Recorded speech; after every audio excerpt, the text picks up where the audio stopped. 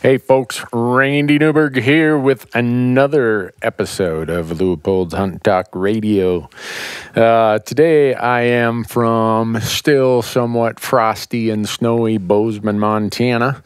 Got a friend who came to town and he said, "Hey, what are you doing?" I said, "I don't know, but if you're in town, I hope we're doing a podcast." Guy I count on for pretty much anything I need to know when it comes to archery equipment.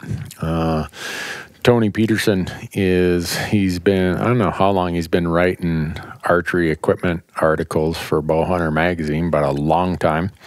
Tony's also a very passionate public land hunter, does a ton of public land whitetail hunting, a lot of public land pheasant and turkey hunting. So he's right down our alley, let's put it that way. He's the kind of guy we look for as guests, and he's here today. We were just out running a muskrat trap line this morning. He came for my last little day of scrat trapping. Tomorrow, he's not going to be here tomorrow, I don't think, but we're having muskrat tacos tomorrow. We're going to invite a bunch of people over to the new office and see what we come up with. But before we click the switch here and Tony jumps on the podcast with us, I want to make sure that everybody remembers who makes this possible. We call it Leupold's Hunt Talk Radio for a reason, because the wonderful folks at Leupold do such a great job of supporting hunting, shooting, conservation, all the things that are so important to us. Hope you go out to leupold.com, check out their new product line. 2019, they got a lot of really, really good new products in the observation area that we call it. Those being spotting scopes, new binos. You've seen me using a lot of them. Well, some of them you didn't because they're prototypes and I kind of hide them behind the scenes when I'm using them. But then there's always the old top-of-the-line standby gold ring rifle scopes, Leupold.com. Go there. Then we got Orion Coolers, who you see us using their coolers all the time. They love our audience because you folks have been so good to them. They are offering a 20% discount if you buy a regular price cooler online at orioncoolers.com. You've heard me say it many times. These are the best cooler I can find. And if you buy one and use one, I think you will quickly come to the same conclusion. You will probably say, "Oh, I need more than one." OrionCoolers.com. Use promo code RANDY, R-A-N-D-Y, and save 20%. Onyx Maps. Gosh, now that we have a few tags for this season, everybody here has been hanging out on Onyx Maps, doing all their e-scouting, researching, trying to figure out this access point, that access point, where's the hunting pressure going to be, blah, blah, blah. And they support. You'll find this about all the groups we work with, just like Onyx. Super great supporters of conservation and hunting, and they make unbelievable mapping technology. You should have it on your smartphone. Go out to onyxmaps.com and purchase one of their apps, and when you do, use promo code RANDY and save 20%. Man, that's starting to sound familiar. Promo code RANDY, save 20%. Promo code Randy, save 20%. We're just trying to make it worth your money to listen to my podcast. The last, GoHunt, you've heard us this year is application season, right? The last few months, we have been showing people and demonstrating how we use the GoHunt Insider for all of our applications. It's how we plan. It comes down to how we get a short-term strategy, long-term, mid-term, all that. They have amazing strategy articles. They have the best drawing odds in the industry. Just everything is right there at your fingertips. So if you're interested in hunting multiple states and becoming your own hunting consultant, the best product not that I can think of, I'll just say it as fact. The best product out there is the Insider from GoHunt. So when you go to GoHunt.com, sign up for the Insider, and you use promo code RANDY, again, R-A-N-D-Y, Randy, they're going to give you $50 of money in their gear shop. In other words, boom, $50 right there, cash. Go spend it in the gear shop. How about that? Huh? Promo code Randy, going to save you some money. Now that we got that taken care of, Tony's sitting over here looking at me like, man, you do a lot of talking. Well, I do, Tony. You know that. And I'm going to hit this switch to tap in the other line. And you're going to hear, hopefully, a fun conversation. I have no idea. You know what we're going to talk about, Tony? No, he's shaking his head like, no, not really. This is completely unscripted. Probably will be a bit unfiltered. Going to tap into Tony's decades of writing and traveling and hunting different places, being on the inside of the media world. A lot of you who consume media, I'm sure, have questions or kind of at times wonder why it's this way, why is a product that way, why does the message turn out this way? Well, I don't know how much of that we're going to get into, but Tony's got a lot of really good insight and perspective on that. And who knows what else we might talk about. I'll try to stay away from marriage and all that stuff, but it seems like every time I get a guest, we at least ask for 2 or 3 minutes of marriage advice or marriage perspective, whatever you want to call it. And I think it'll mostly just be fun. Hopefully it sounds like you're sitting around the campfire with us. Thanks for listening. Here we go. All right, folks. I told you that a guy who I've known for a long time finally made it to Bozeman, and I took him out muskrat trapping this morning. And Tony, I'm really sorry that it was so pitiful.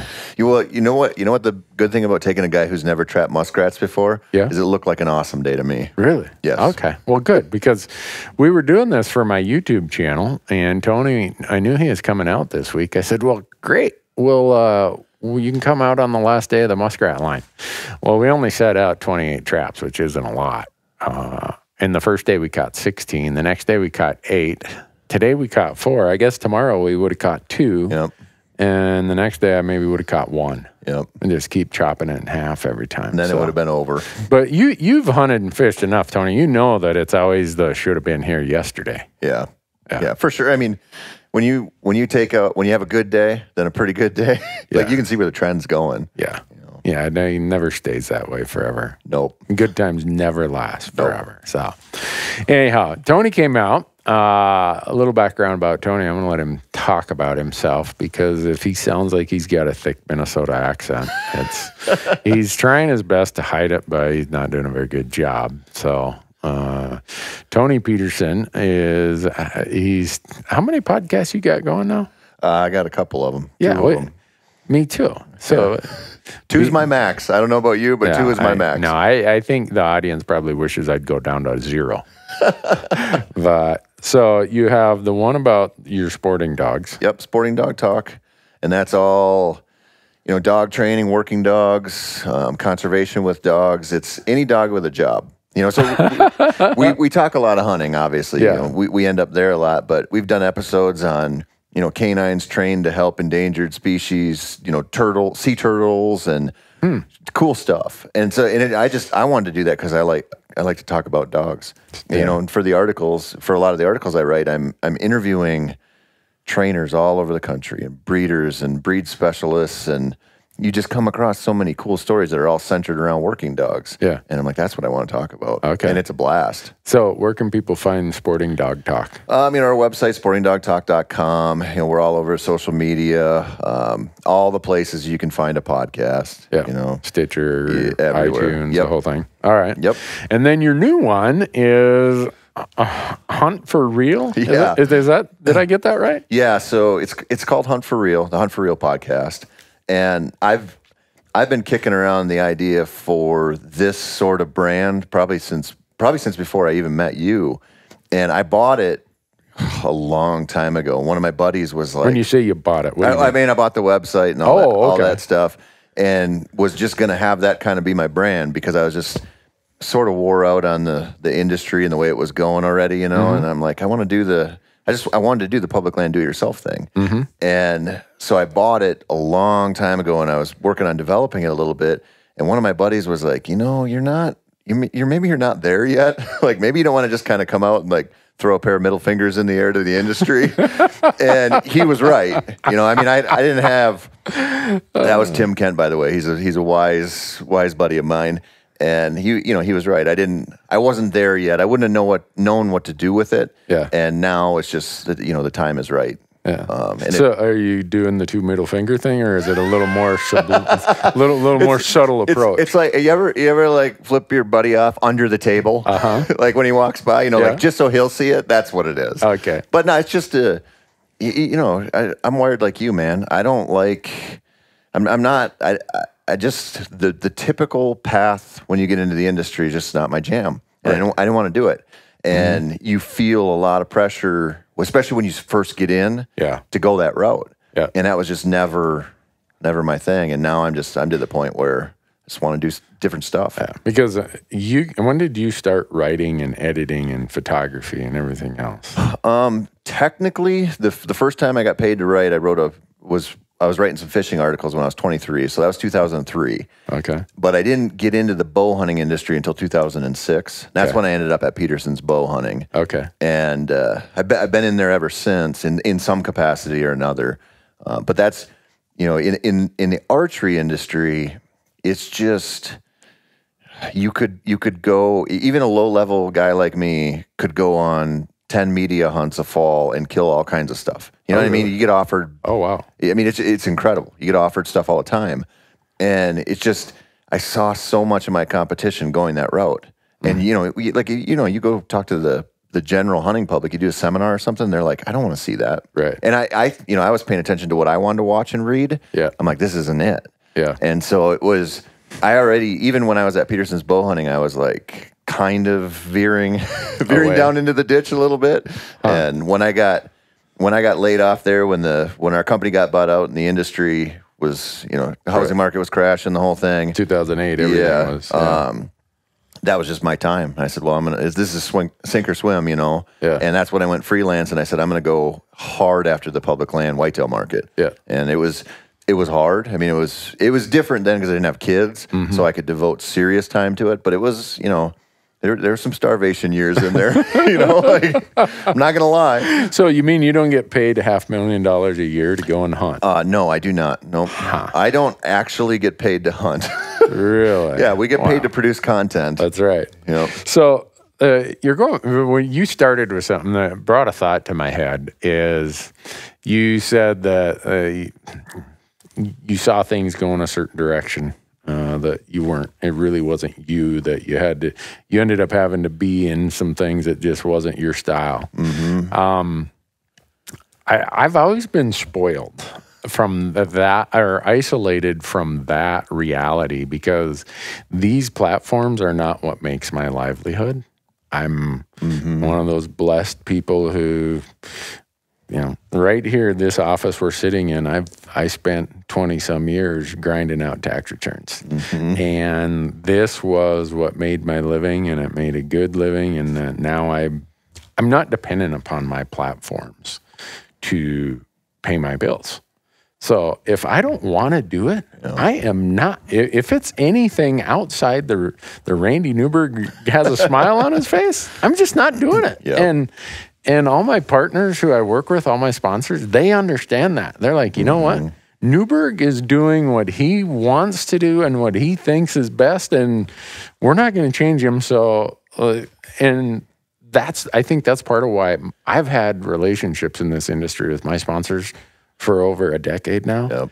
And I think they appreciate that I'm doing what I love and not because of what has to pay my bills. And so I throw that as background, because when you said that about, and I'm kind of opening up the back room door here so people who haven't been involved in the industry kind of see, there's times when it's just your job, or you're working for a company, you got to do what the guy says. Yeah. And well, you do, but it's, we're in creation, right? We create content. So we can, I could go on some kind of hunt with, 5 other writers, and we could all come away with a different story, or, film or whatever.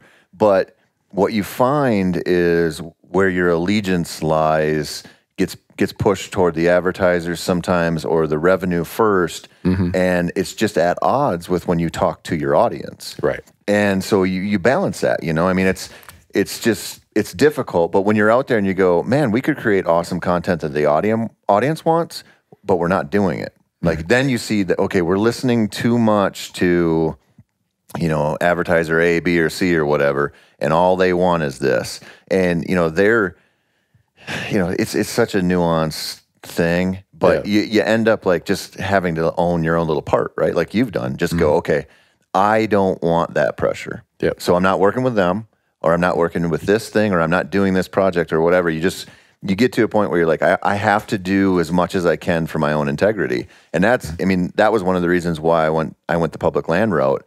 Like, you could say whatever you want about my writing, or if I do a gear review or something like that, but you wouldn't take anything away from my hunting. I'm not getting help from anybody. You know what I mean? And so like you maintain that part, and it buys you a little leeway in some of the other avenues, you know?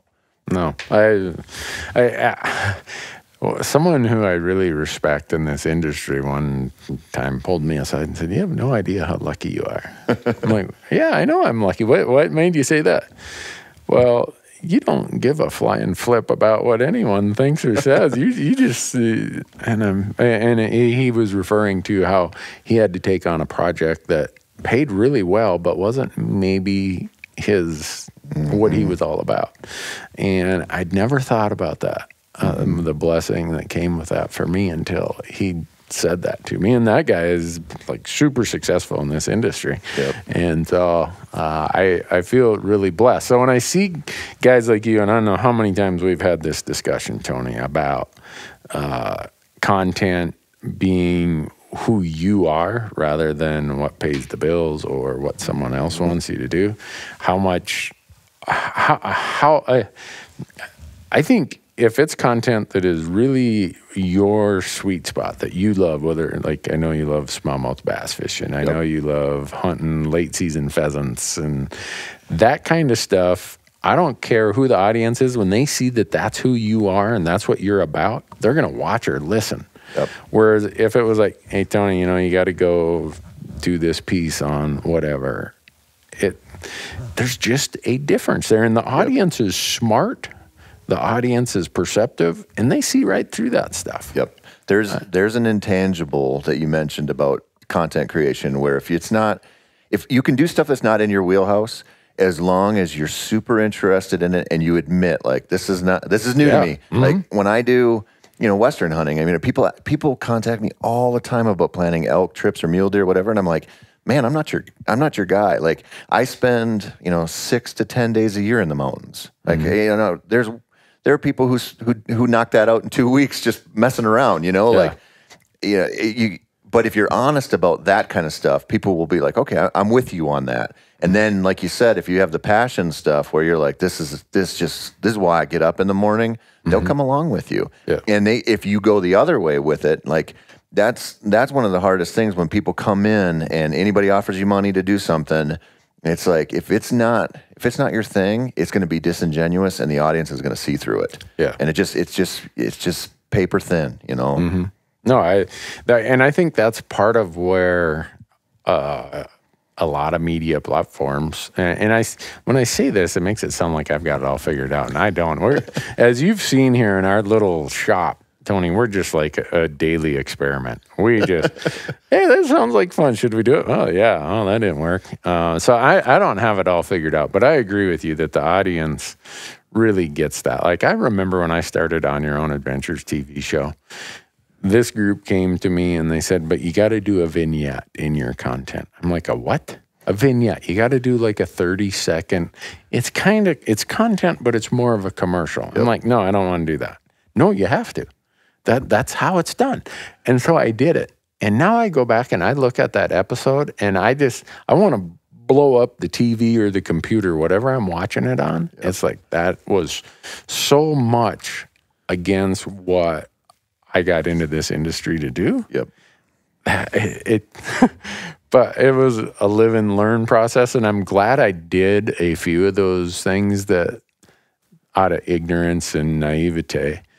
Because now you will not get me to do something like that again.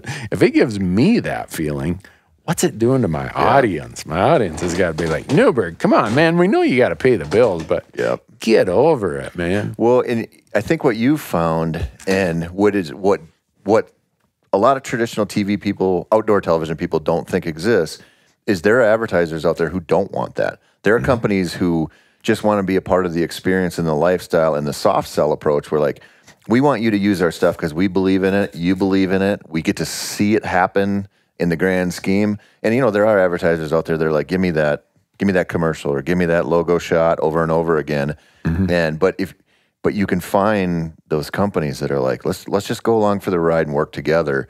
And that's, you know, it maybe doesn't sound that big to people who aren't in the industry, but when you've been around this stuff and you've seen how the sausage is made, that's a good company, you know? Yeah.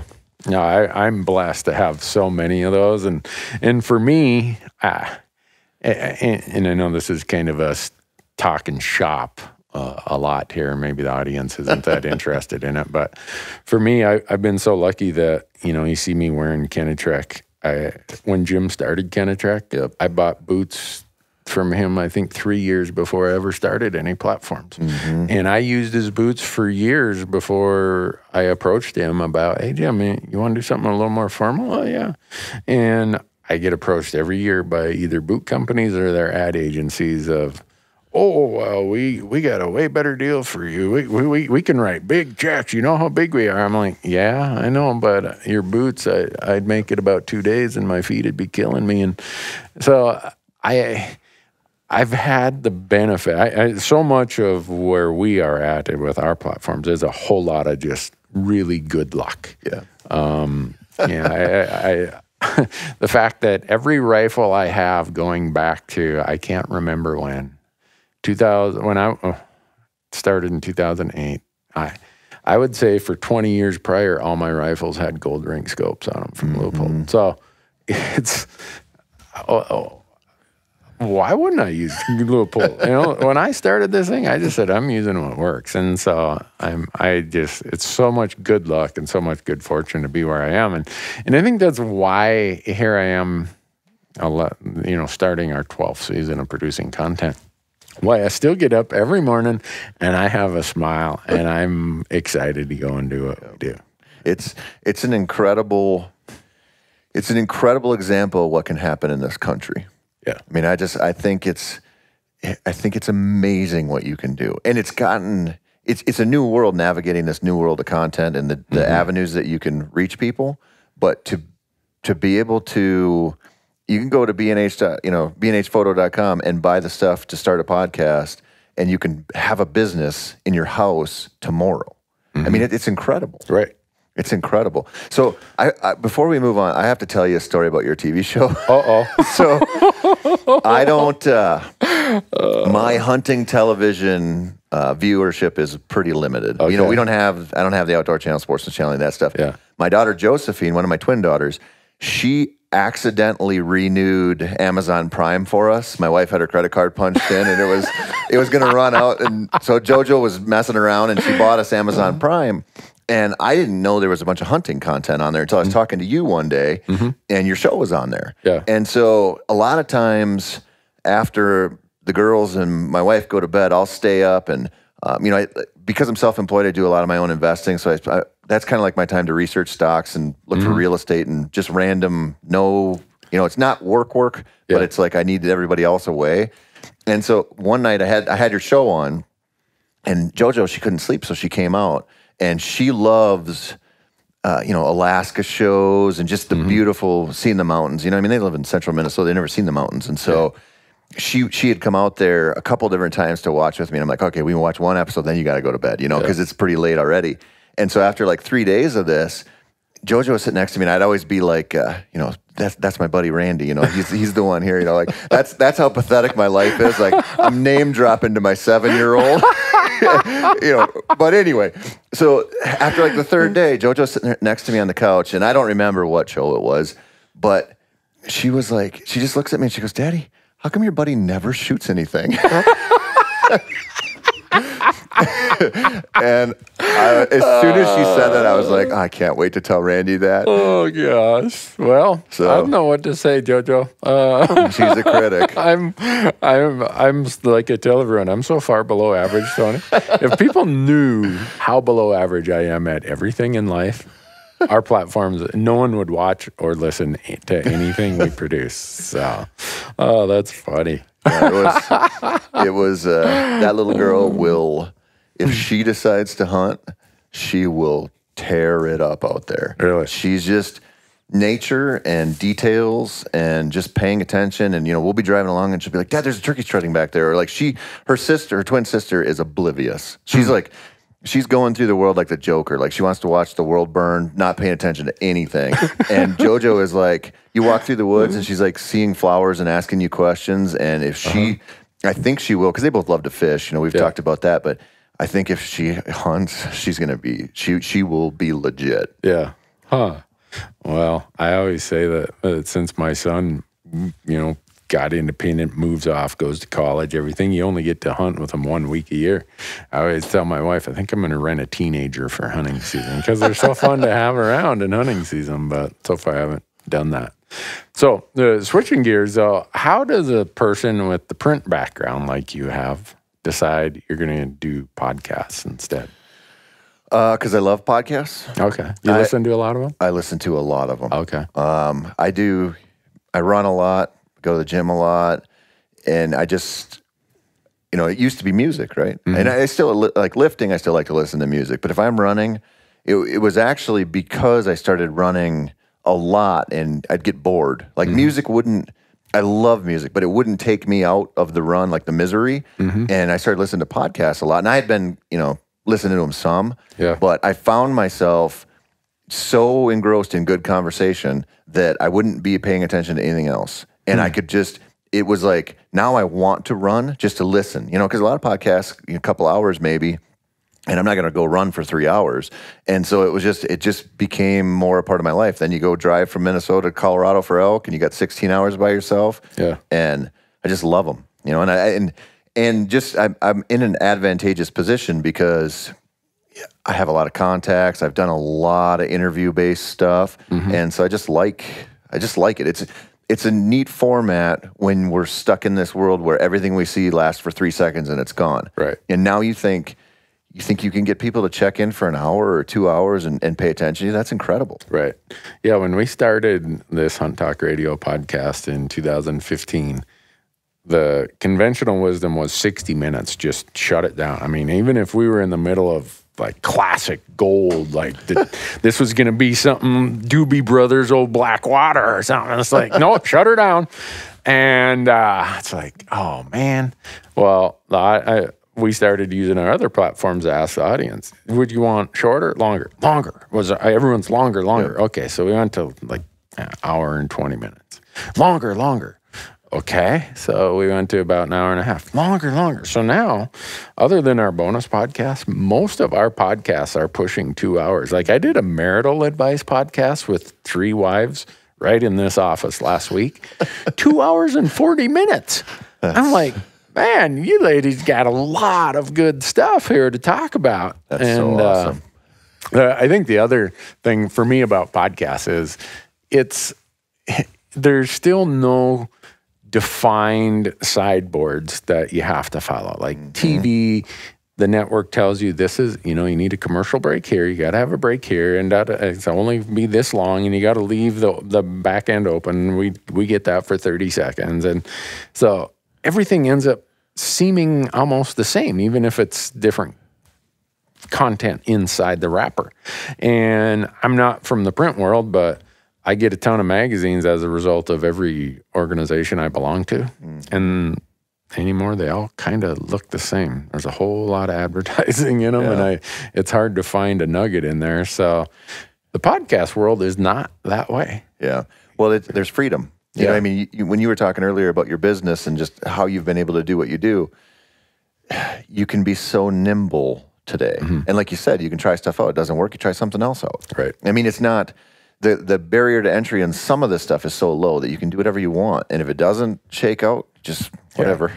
Yeah. Leave it in the rearview mirror and keep going. Yeah. And, it's the no structure thing. Not having structure is, I think, personally, just for creativity, is so important. And for a genuine conversation, like, you can't have, just look at, like, traditional nightly news or what, like, it's the same thing. And then you just get somebody who can just talk, and it's an entirely different feel, and the information gets disseminated in such a different way. Yeah. No, I think nightly news, Vince McMahon is behind the scene of all nightly news broadcasts, because he came up with, he made WWE famous with all of, he's got to be a genius, evidently. But you got the bad guy and the good guy. Yep. That's professional wrestling. Well, that's what the news is. You'll get a kick out of this. So I go to D.C., and this senator will remain unnamed. So I'm back there lobbying on the Land and Water Conservation Fund. And for those who are not from the Beltway, when you show up there, you get brought around by staffers or by lobbyists who are, they're the known commodity, and they give you kind of a script you got to stick to. Okay, this person, these are their trigger points. Don't deviate. Okay. So this senator, Western senator, we go into his office, and he's like, yeah. And something, there was an interruption of some sort, and his staffers had to leave. So it was just me and him and these two lobbyist people who were kind of leading me around. And he says, "You're from Montana. What do you think of this place?" I said, "You want to know?" He's like, "Yeah." I'm like, "I think it's like professional wrestling." He's like, "What?" I said, "Yeah, you guys, you got the good side and the bad side on everything, and you guys kind of choreograph how it's going to work out, and then after the vote, y'all go out and have beer afterwards."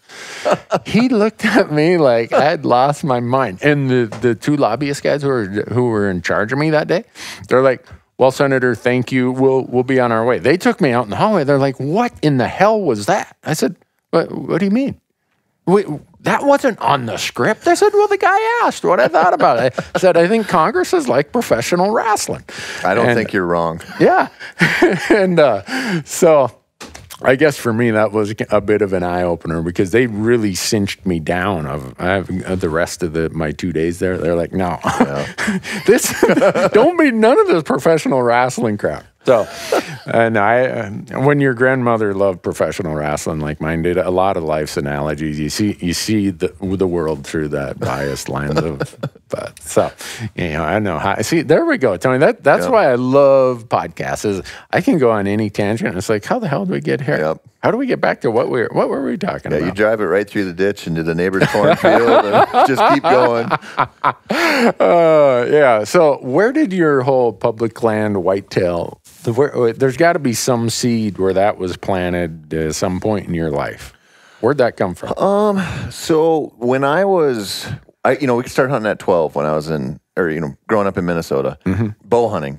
And the first 2 years I bow hunted, we had more land than you could imagine. I mean, for Midwestern whitetails. And in the same year, right before my third season out there, we lost both of them. They both got sold, and their properties now, that if you had them now, I mean, I couldn't even fathom. And so we were leading up to the season going, "Oh, now we got to pull our tree stands on every piece of private ground we've got," my dad and I. And so we started hunting public land, and we did not do very well. I didn't do any good at all, hardly. But I still remember some of the encounters and stuff. And that was, I was in the stage where any deer was a shooter then, Right. And so I ended up kind of just building bow hunting public land into my life. I ended up getting some permission on other farms and through kids at school and whatever. But it was always kind of there. And then when I got into the industry, after spending a couple years in the industry and seeing where most of the information was coming from. Most of the information, the whitetail especially information, was coming from people who were always on tightly controlled properties. Right. And so I'm just looking at this and I'm going, even the permission-based stuff I'm hunting, this doesn't have any bearing. Like it's so different world. You go on a few industry hunts, go on a few media hunts, and I was like, this is just not this is not where it's at. I mean, there's a whole, and you could sort of see the overcorrection coming even then, where the audience was sick of it. Yeah. You know, they're like, we've seen you kill deer in southern Iowa on these super managed places, and you know, it's just one of those things. You talked about the vignette on your TV show and being the little commercial and how it makes you feel. It's kind of the same feeling when somebody from, you know, Pennsylvania or wherever sees this panning shot of a food plot in Iowa on a TV show, and there's, you know, every age class of buck up to 8.5 years old, and there's, you know, 150 deer standing there, and they're going, that's more deer than I'll see in 3 years. Yeah, for sure. Yeah. And so you know, just reading the room, I was like, man, there's a market for this. And I kind of just wanted to do it to prove that I could. Mm-hmm. You know, I kind of just wanted to show, because I had people, and I still have people tell me, it doesn't happen as often anymore, but it's happened recently where industry people will tell me that, like, you can't make a living off of public land deer. You can't do it. Yeah. You know, like, you need to go, you know, and you and I have talked about what the hunting public guys are doing, which is awesome. Right. We've talked about something like that. And I had a development deal in the works for that a few years ago. Well, probably 6 years ago now. But I pulled a pin on it, partially because I had twin, like, year-olds at the time, but partially because the guy who was kind of going to set it up and bankroll it was like, you know, you're going to have outfitters help. So they're going to have to go hang a stance. And I'm like, no, that's not. Right. That doesn't like, work. You don't get it. And he was adamant about that because he's like, you have to kill stuff. And I was like, well, then I'm not. Can't do it because that's not what this is. Yeah. So that's interesting you say that. When I first started in 2008, the first year we filmed, we had 3 of our 12 episodes, or 10 or 11 episodes. I can't remember how many we had that year. 3 of them didn't have a kill. Yep.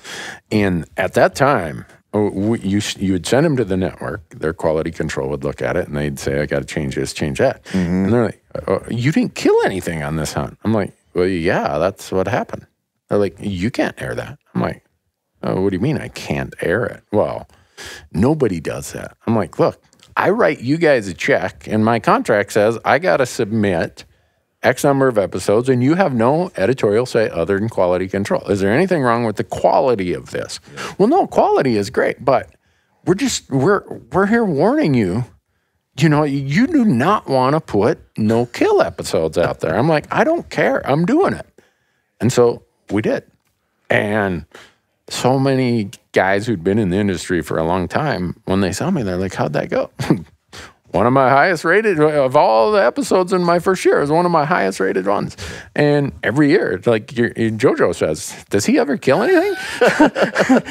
So that was one of the things as I was going forward with this is I don't care if I kill something or not. I want to tell the story of what the hunt was.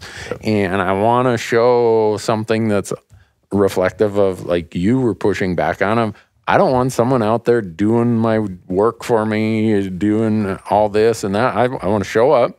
Yeah, if I have a friend or a buddy who lives in the area, I want him to come along with us, and I might get some benefit out of that. But as far as, you know, someone behind the scenes quietly holding my hand, nah. Yep. So the hunting public guys, Aaron and all those guys down there, they were down in Arizona with us on the Coos deer hunt last year, and there's a plug for their YouTube channel, The Hunting Public. Go watch it. Just like you need to listen to Tony's podcast. Gosh, I could go into back up when you said that the industry people told you that that you can't make a living on public land, white deer. That's not going to cut it. Yep. Were these people who were experts in the industry? Oh, yeah. Yeah. Okay.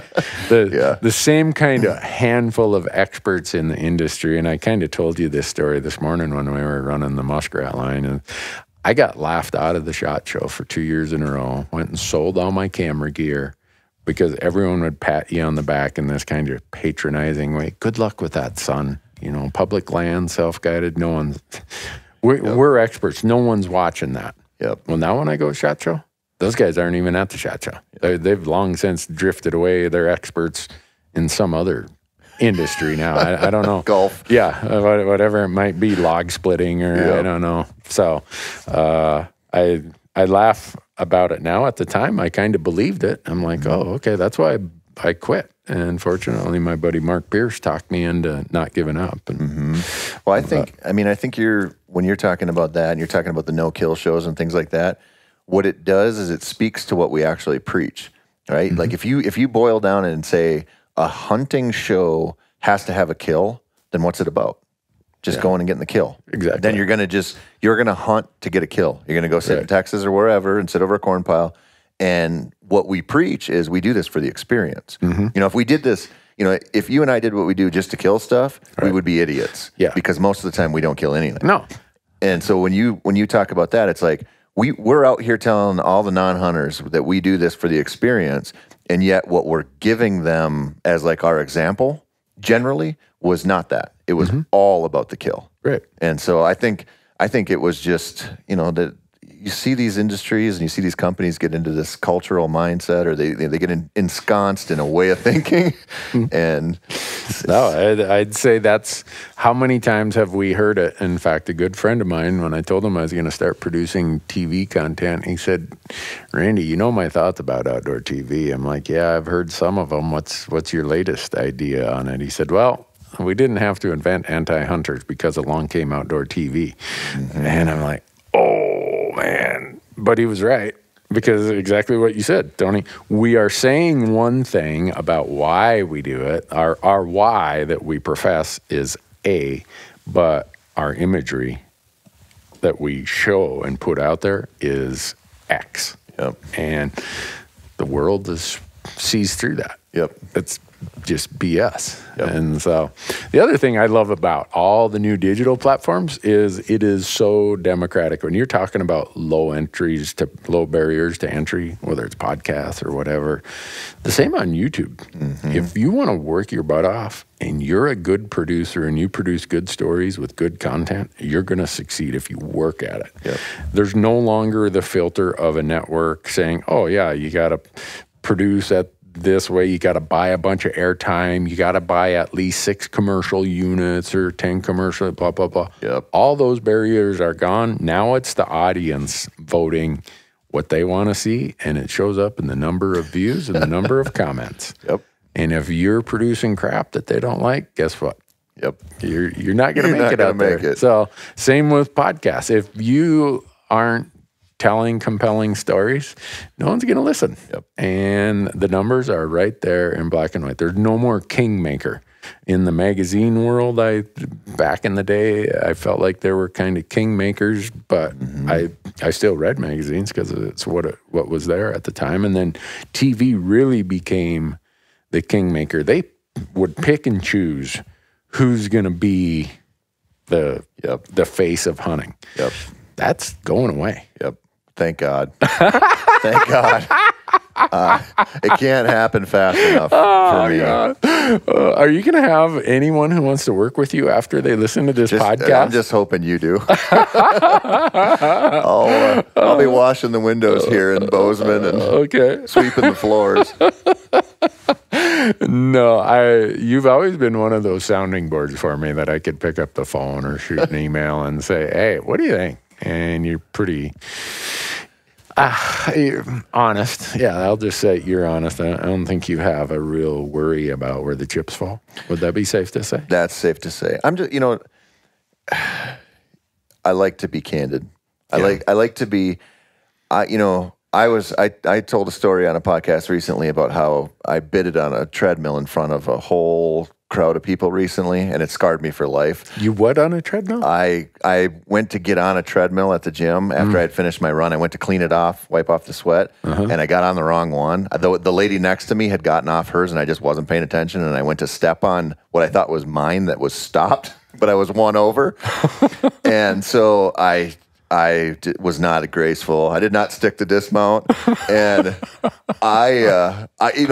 it was mortifying. I literally, I talked about this before, but I think about that moment like 50 times a day still. No way. Yeah, because it was insanely embarrassing. And so, but I always when stuff like that happens to me, I always think, well, there's a story there, and somewhere I'll find a way to tell it.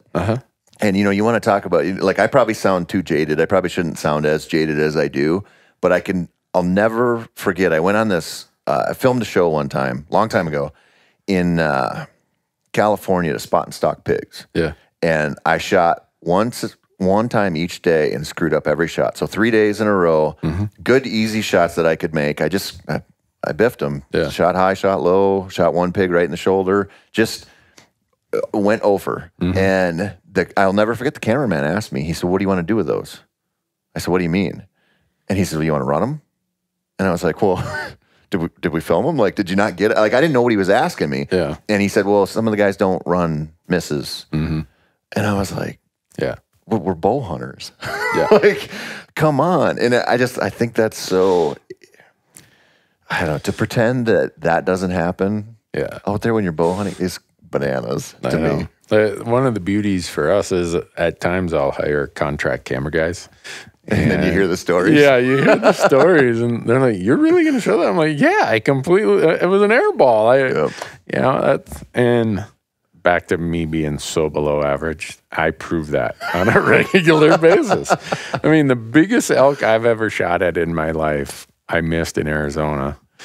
As a crosswind that I was filming myself, and I knew there was a crosswind going down that canyon, but so I set up the camera. Got it all framed. Well, it's burnt oak brush. Can't shoot from right there, so I got to move about 20 yards from the camera to find a shooting lane. In the interim, the elk moves. So I got to walk over to the camera again, turn the camera, and then I run over to my rifle, and I'm like, I got to do this before he moves again. Well, I'm so confident in the first shot. I put the second shot right in the same exact place. And it's like, you know, that's what happened. The camera guy who was, he and my son had split off. We're looking for this elk, but I had them go the other way because that's where we saw the elk go. I'm like, well, I want the camera guy with him and I want them to shoot it. Yep. Well, he's like, well, what are you going to show on that? I'm like, I'm here, man. I'm like naked. The whole world gets to see what's going on. And there's a few people who are like, oh, I can't believe you missed such a slam dunk shot at 300 yards. Well, I did. So, you know, but most people are. I appreciate that. Yeah. I'm glad you showed that. Thanks. Yeah. Thanks for showing it that way. Yeah. I mean, you know, the guys who are screaming that you made it, you know, you shouldn't have missed. We don't need to hear what they need to say. No. There's a few times where we will edit a certain segment out. Like I remember an elk was hit pretty far away, and he laid down under a tree, and it took a couple more shots to finish him off. Well, I'm not going to show. You know, we don't need to show the world that. I don't think that's tasteful, even though that's reality. So I've had people criticize, well, why didn't you show finishing them off? Well, I'm sorry. I'm here to create a positive image, and the reality is if I show, you know, walking up and finishing off an animal, that's not something that's going to end up on some PETA channel, some animal activist channel as, you know, damaging against hunting. So I'm not showing that, okay?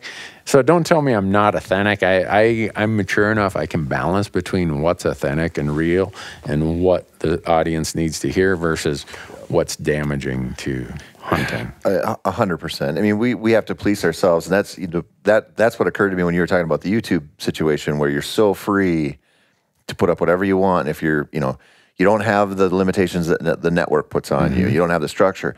That's an awesome plus if you're a responsible content creator. If you're some dude who wants to just whack them and stack them, that scares me. No, you know, and we get into this argument fairly often when something comes up. You know, the situation with Bomar spearing that bear and putting it on there. You know, it's like, man, if spearing's legal and you want to do it, I'm not going to, like, I'm like, go ahead. Yeah, do it. But you have to understand, if you spear a bear on film and its guts are hanging out or whatever, like, you have to understand there could be a negative reaction to that. Yeah. They're just, you know, like, come on. We have to be smart about it. You know, and people will say, we shouldn't hide, we shouldn't apologize, anything like that. I'm like, can we just be like, can we be realists? Yeah. Yeah. Let's accept the reality of the world we deal in. Yep. And it, you know, like, I get it, man.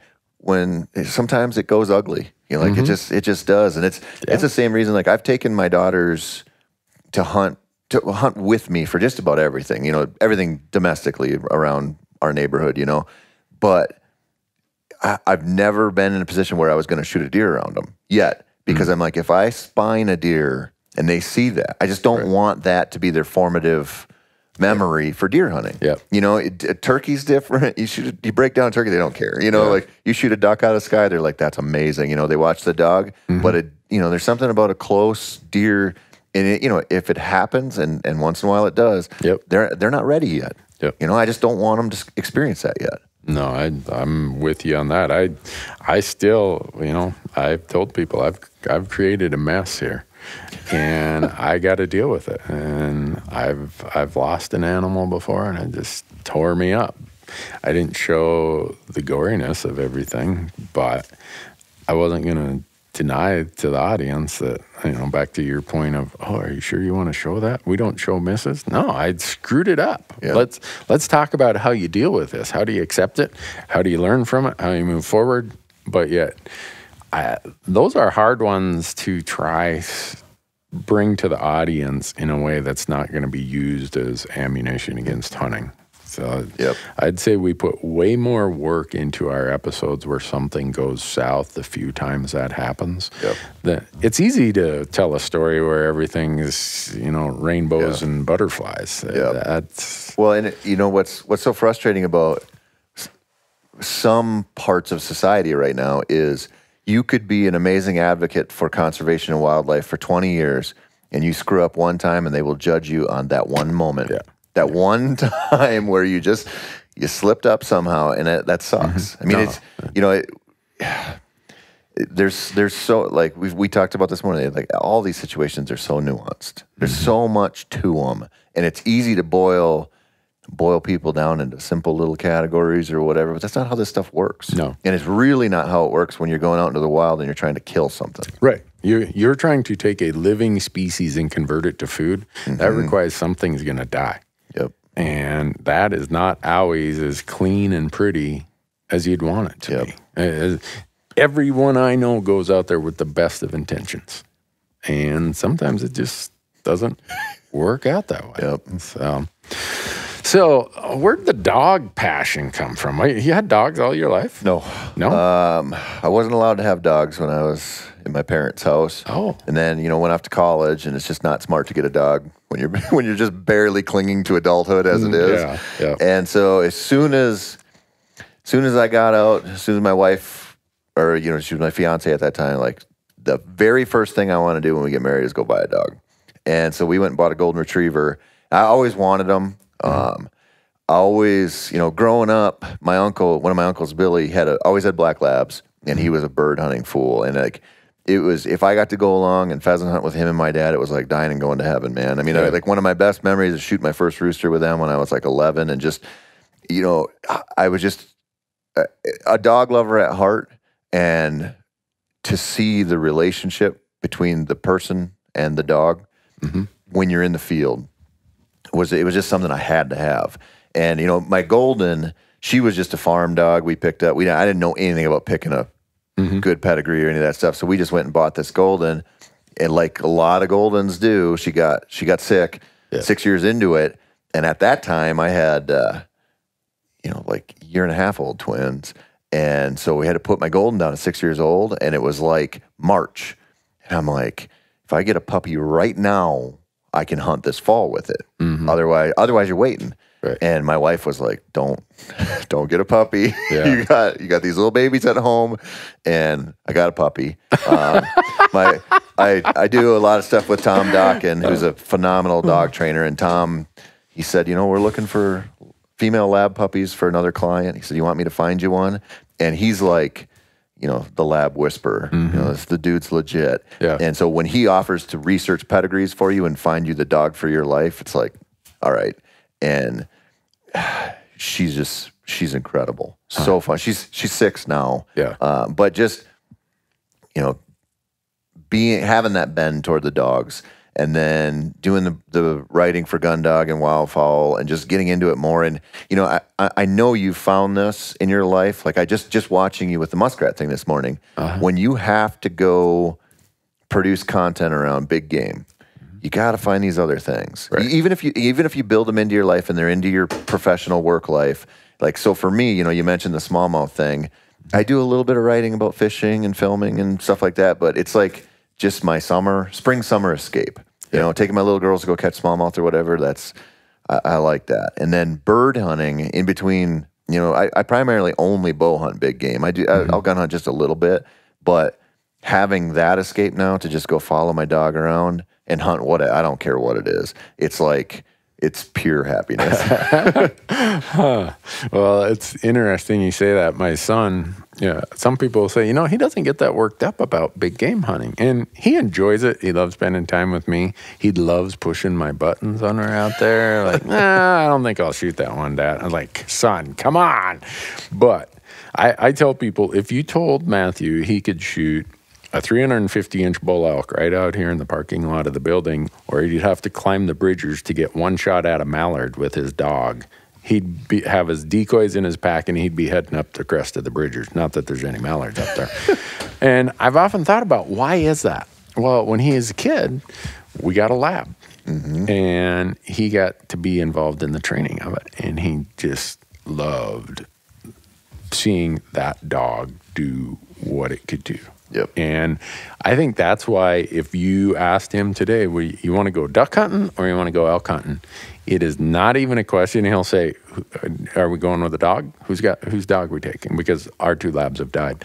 And we're still losing grip of adulthood at this point. So we haven't yet decided that we're going to buy another hunting dog. So we don't have them. But one of his thoughts is usually going to be, we're going to have a dog.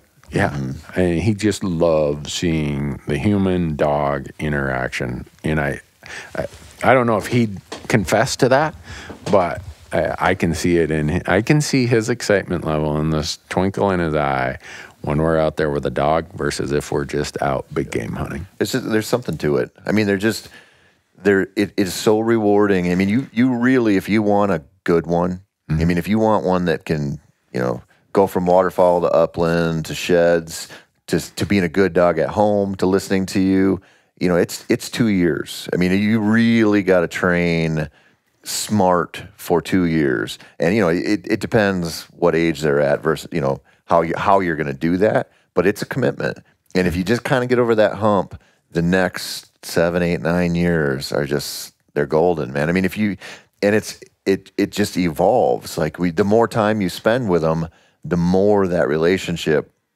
grows. And so they figure out, it's like if you hunt with a hunting buddy long enough, you just kind of know what each other are thinking, and you don't have to communicate. You like whistle and point, or you know how it is. It just evolves, and it's the same thing with a dog. And they're having a dog that's driven to hunt, and like in your life and watching them, like that's why they're here. It gets you out more. It gets you going more. And it's always, like at this point in my life, I don't need limits of mallards. I don't need my limit of pheasants or whatever. I'll take them if they come my way. But it's like I want to spend as much time as possible following my dog around. If it's woodcock in northern Wisconsin or rough grouse, I don't care. It's just so enjoyable for me. It's the same thing. I feel the same way when, if I pull up on a rock pile fishing and I know there's probably a school of smallmouth there, I probably won't make a cast if my daughters are there. I just let them work it, and I don't need it anymore for myself. Yeah. Like if I'm by myself or with my buddies, of course I'm going to catch them. But I would rather watch them wing that topwater out there and lean into a big smallmouth. I mean, it's like, it's just, you just change. And it's so interesting to me how I just, at this point in my life, I feel like hyper aware of time's passage and how valuable free time is. Like the currency that I'm concerned with is time. Right. And that I want to spend it doing something I want to do, and that's a lot of times that's just following a dog around. Yeah. Well, I think anyone who's trained or worked with hunting dogs can relate to what you just said there. And for me, whenever I would Merle, my black lab, he was hot wired. He was an absolute knothead until he got in the kennel and he knew we were going hunting. Yep. people would come to my house and say, "Hey, can I take Merle to South Dakota? Can I take?" Because he was so well trained. He, if you knew the basic commands, he would do it, and he was instinctive as a hunter. And I'd look at him, and I'd just be like, I see so much of my inner hunting personality in that dog. But that dog is oblivious to society. He is, I am hunting. Yep. And you could see he loved it. He would hunt until he could hardly walk. Yep. And so when I would see that in my dogs, it just touched me in a way that it's like, yeah, I'm somewhat like that. Yep. I need to go and hunt. I can't explain it, but being out pursuing and being in the wild spaces is something elementary to the core of who I am, just like it was for Merle. Yep. And well, there's just a purity and an unapologetic drive to be out there with them. They don't care. And my current dog's like that, where people, I'll bring people with that want to hunt or run their puppy next to her or whatever. Like, oh, is it going to bother Luna? I'm like, she's not going to pay attention to that dog. Yeah. She'll correct it if it's getting in her way, but she's not. She's got other things on her mind, and that's the only thing on her mind until we call it. And it's just cool. It's just fun. Yeah. Well, it's good that you get to do that as a podcast. You talked about how lucky you got in life. I'm right there, man. Yeah. I fell ass backwards into some amazing situations, and I'm just pretty lucky, dude. Yeah. Well, I always say, what a country. Yeah. I mean, and you said it earlier. What other country could you get to do the things that we get to do if you said, I'll make the sacrifices to be able to do those things? Yep. And so, yeah, what a country. So what we kind of started down the path of the other podcast. What topics and what are those going to be about?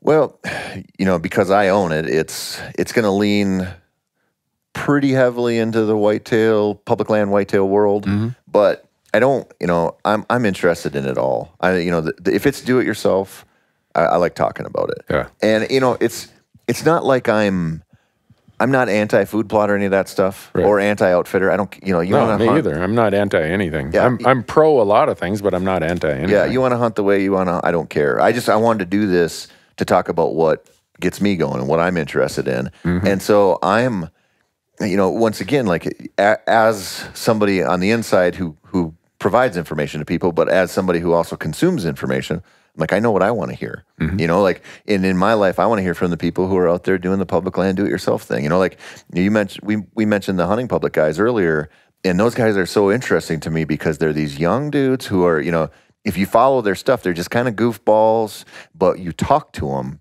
and underneath that, there's some skill there. You hear stuff that they say, and I hear it, and I go, these guys know what they're doing. They know how to hunt, and the stuff the information they're offering up is really interesting, and it's kind of veiled by this, happy-go-lucky goofball, shucks. Yeah, but they're legit, and they're putting in an incredible amount of time. But I just love that kind of stuff where it just interests me, and so that's where Hunt for Real goes. And I mean, it can be anything, man. I mean, we'll be doing the small game stuff, and we've got elk and mule deer and antelope and bears and whatever else. But I like the whitetail thing. And one thing that occurred to me when you were asking me about the bird dogs, the process of training a bird dog is, to me, kind of like the process of being a whitetail hunter. And I know out west it's so different because the hunting is so much in the moment, kind of. I mean, you can scout elk and you can scout mule deer. I'm not saying that, but like an elk hunt is such an in the moment thing. All these different things are going on, thermal switching, all this stuff, and you're in it at that time. Right. And, the bugle over here, the guy's driving on the four-wheeler here. But whitetails, the world of whitetails, even with what I do in the public land thing, it unfolds differently. And so much of it is dependent on what you're doing outside the season. And I like that. Like I feel like I'm doing something positive. I can do something positive every week or every couple of days that might be helping me. And so it's like, the actual whitetail hunting isn't nearly as exciting as being out there with bugling bull elk. Like no way. Or stalking mule deer or antelope, whatever. Yeah. But I can also do this whitetail thing year round. And it doesn't have to be the building the food plots. It can just be the scouting, the winter scouting and the shed hunting, the summer stuff. And, you know, a lot of people lean pretty heavy on the trail camera thing for scouting now, you know. And I mean, I use some of them, but one of my favorite things to do is just glass deer in the summer. I love sitting down on the spotting scope and just watching them. Yeah. And so there's just a lot to it if you're doing it that way. And then if you go travel like we do and go hunt, you know, Oklahoma public land or wherever this week, then you've got the camping aspect and the butchering. And I just love the entirety of it all. Yeah. No, it's well, the entirety of the experience is a huge part of what we do. And we get so much positive comment about when we're on our YouTube channel and we show the gutting and gilling, as I call it. Yeah. How are we going to take what is now a dead animal and convert it to why we're here? We're here. We're going to eat this thing. This is the real reason when I was a kid, that's why we hunted, was in northern Minnesota. It wasn't a complete subsistence lifestyle, but the odds are a majority of the meal was either grown, caught, or shot by you or someone within the neighborhood. And so that's how I came to hunting. I didn't come to hunting as, oh, it's cool or it's adventurous. It is all those things. Or that it's big trophies to hang on the wall. If I would have shot a world record deer, my parents wouldn't have had the money to hang it on the wall. It would have went out in the dump. This is a funny story. We have a picture of my grandpa before he moved to Alaska of this huge northern Minnesota whitetail. 7 points on each side. It looks like a picket fence. And one time I'm up in Alaska, and I'm like, Grandpa, what'd you ever do with that whitetail? I threw it in the dump. I didn't drag that thing all over hell. But that would have been, I say that as how simplistic hunting was. Yep. And why I came to it was for food. And so now we put that in our content. Back in the TV days, we were allowed like a 10-second reel, you know, speeded up, fast frame of, yeah, okay, it's now in game bags. Not now. We're like, here's how you do it. And we're cooking it and eating it. And that entirety of the experience that you talk about is very important to me. I think that might get to why I chose the self-guided thing. I've been on guided hunts, had a blast. But that whole entirety of the process is very dear to me and why I hunt. So it's not anti-outfitter. It's just promoting. And I think a lot of other people have that same feeling of, yeah, that's a big part of the experience for me also. And you don't want to, you're not wired to take yourself out of certain parts of it. I mean, it's the same, like I could, when I got into the hunting industry, I started getting offered guided turkey hunts. And I was like, why would anybody do this? Like, I had no idea that even existed, really. And I'm like, why would you take why? I couldn't imagine taking something in, like turkey hunting and wanting somebody else to be calling for me and putting up it was so foreign to me. And that stretches into everything now. I mean, I get it. I get why people do it, right? Like, I get why people book that, or especially an elk hunt or something like that. But I'm the same way. I don't want anybody else to own any part of it. Like, I want the whole thing. And you talk about your grandpa chucking that rack. I am at this point in my life, like, I like big stuff. But 2 years ago, I killed an awesome buck on public land in South Dakota. And my buddy's like, I got a taxidermist. Because he killed one too. And he's like, I'm gonna get mine. He said, I'll drop yours off too. And I said, okay. And he asked me about it the other day, and I totally forgot that I don't even have that deer. It's still at the taxidermist. And like, I don't know if I'm even gonna get it or not. And I think about it because, killing that deer, the way it happened and everything was incredible. I mean, it was an awesome, and it was a big one. It was a good deer, but how quickly that fades. And I find myself like thinking back on different hunts and what matters to me. And the meat thing has gotten more and more and more important to me. I've always loved to eat venison. Now I'm like kind of obsessed with it. Or if I get the chance to hunt antelope, I'm like you, if I can go kill an antelope and eat it, I want to do that over anything else, And like my buddy, we were talking about planning elk hunts.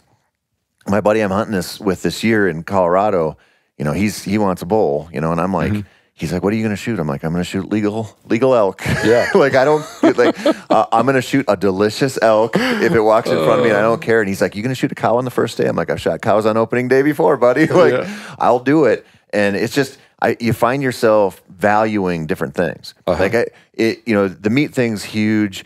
The feeling like you worked for it is a big one. And you know, one thing that keeps creeping in for me as I get older is, what kind of shot did I make? Like, not only what kind of shot did I take, but what did I make? Right. You know, because you try to take that shot where you know, like, I love the feeling of when I draw my bow back, I know that I'm going to deflate those lungs and it's going to be over. It doesn't always work out that way, but the feeling of going into your shot with that is super important to me. And then when it does go that way, like, I think back on that and it matters to me.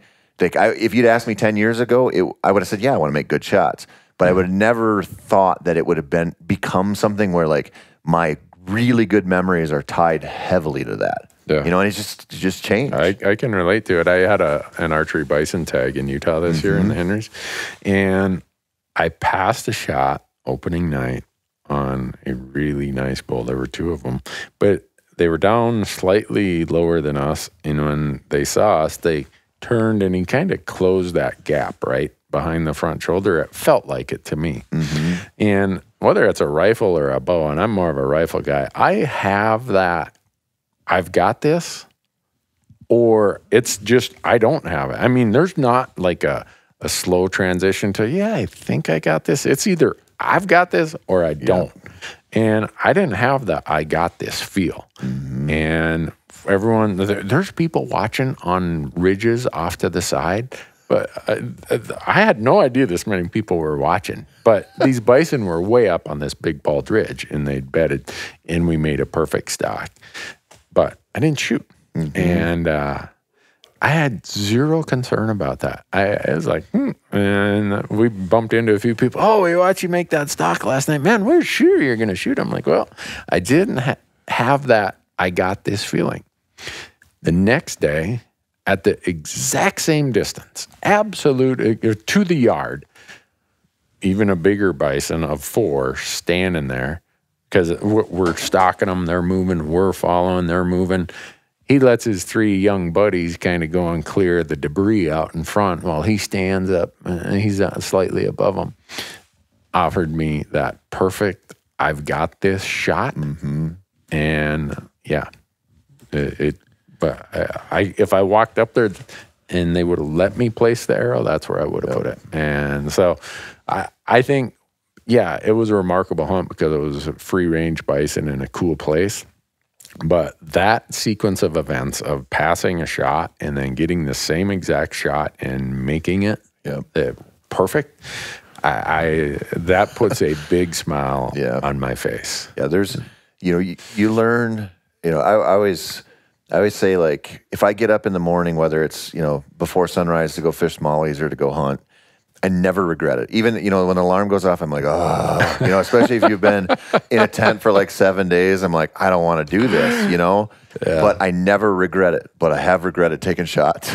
You know, I mean, I can think back to times where I screwed up royally, where I just knew, you know, and that's how you get to where you are now. Is you screw up and go, I don't want that feeling anymore. Yeah. You know? Oh, I've had it. It's those thoughts, those mistake moments or those gut aches do enter my mind at times when I'll be moving in on a stock. I'm like, all right, Randy, remember, whatever you do, don't rush this, and it'll be thinking back to a certain event or a certain time where I didn't do I got this feeling 100%. Yep. So, how old are you, Tony? 38. 38. All right. I got you by 16 years. Gosh, that makes me feel so old to say that, man. If it makes you feel better, it makes me feel kind of young. Really? Yeah. Yeah, because you were, and the reason I asked that is earlier you said, at this point in my life, and I think no matter where you're at in your life, you're going through these reflective or at least learning phases where you can reflect back and say, oh, yeah. And I'm sure if someone older than 54 is listening to this, they're going to be like, Newberg, quit it, man. You're not even there. You're only 54.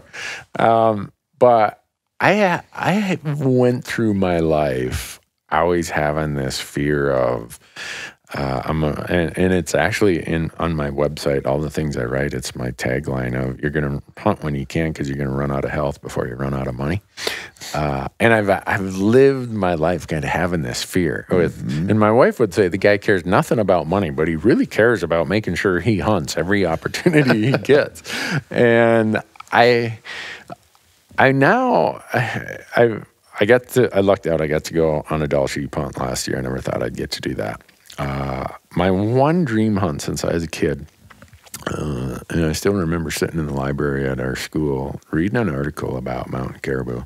I have no idea. I can't even remember who wrote it, but the way it was written it captivated me of, I want to go see northern British Columbia someday.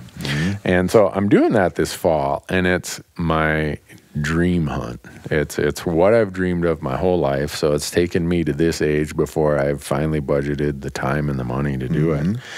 And now I'm starting to have these feelings of not any negative feeling, but the fact that, okay, once the bucket list has been checked off, what's going to keep you going? Why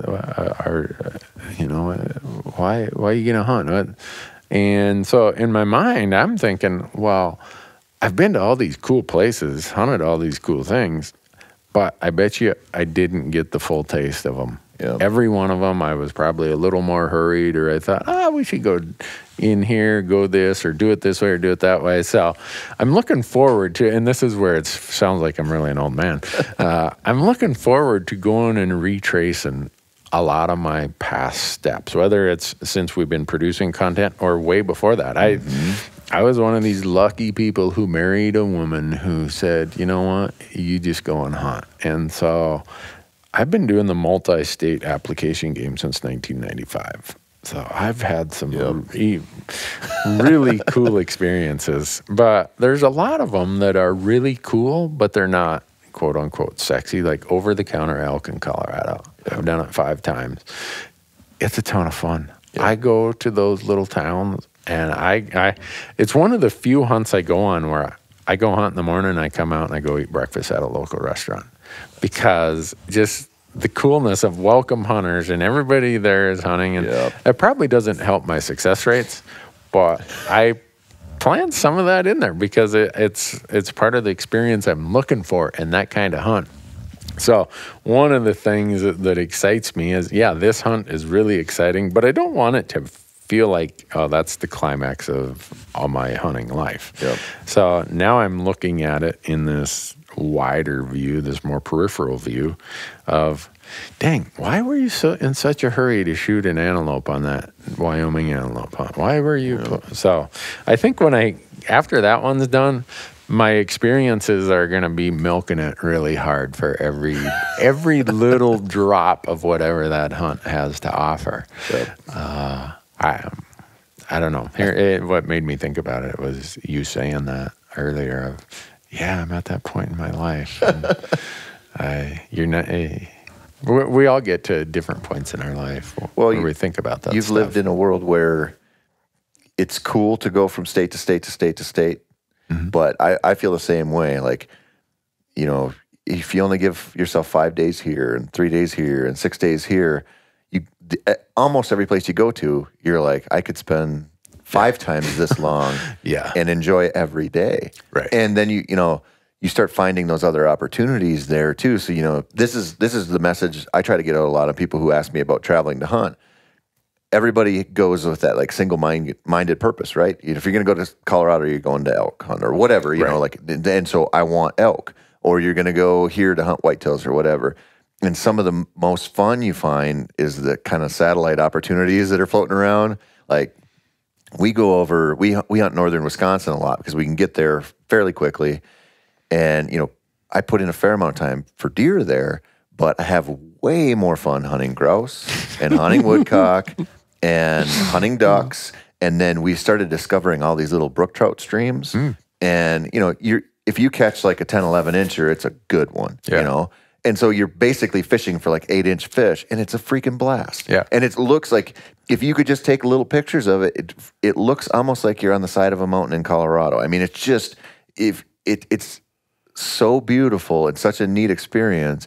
And it's like, you could spend, in the one county we hunt over there, in a lot, you could spend so much time doing what we do, and you wouldn't touch it. Yeah. And then, you know, like, that's like a midlife crisis thing, I think, because you start looking around, you're like, all of this, there's all these opportunities I'm never going to have, or, you know, like, I'm never going to be able to milk the most out of them. But I think what you're saying about that, like, just going back and spending some serious time in places, I think there's like crazy value to that. Yeah, which is why you need to come to Arizona with us next year. It's my new place where I go to recharge my hunting batteries. We've done it 3 years in a row now, and I went to college there for a couple of years, so I knew of it, but I took it for granted because I was all about, I want to shoot a limited quail, I want to shoot a limited dove. I was in that shoot a limit phase in my life then. Now when I go to southern Arizona, it's all public land for the most part, and you go there, and this will give you an idea.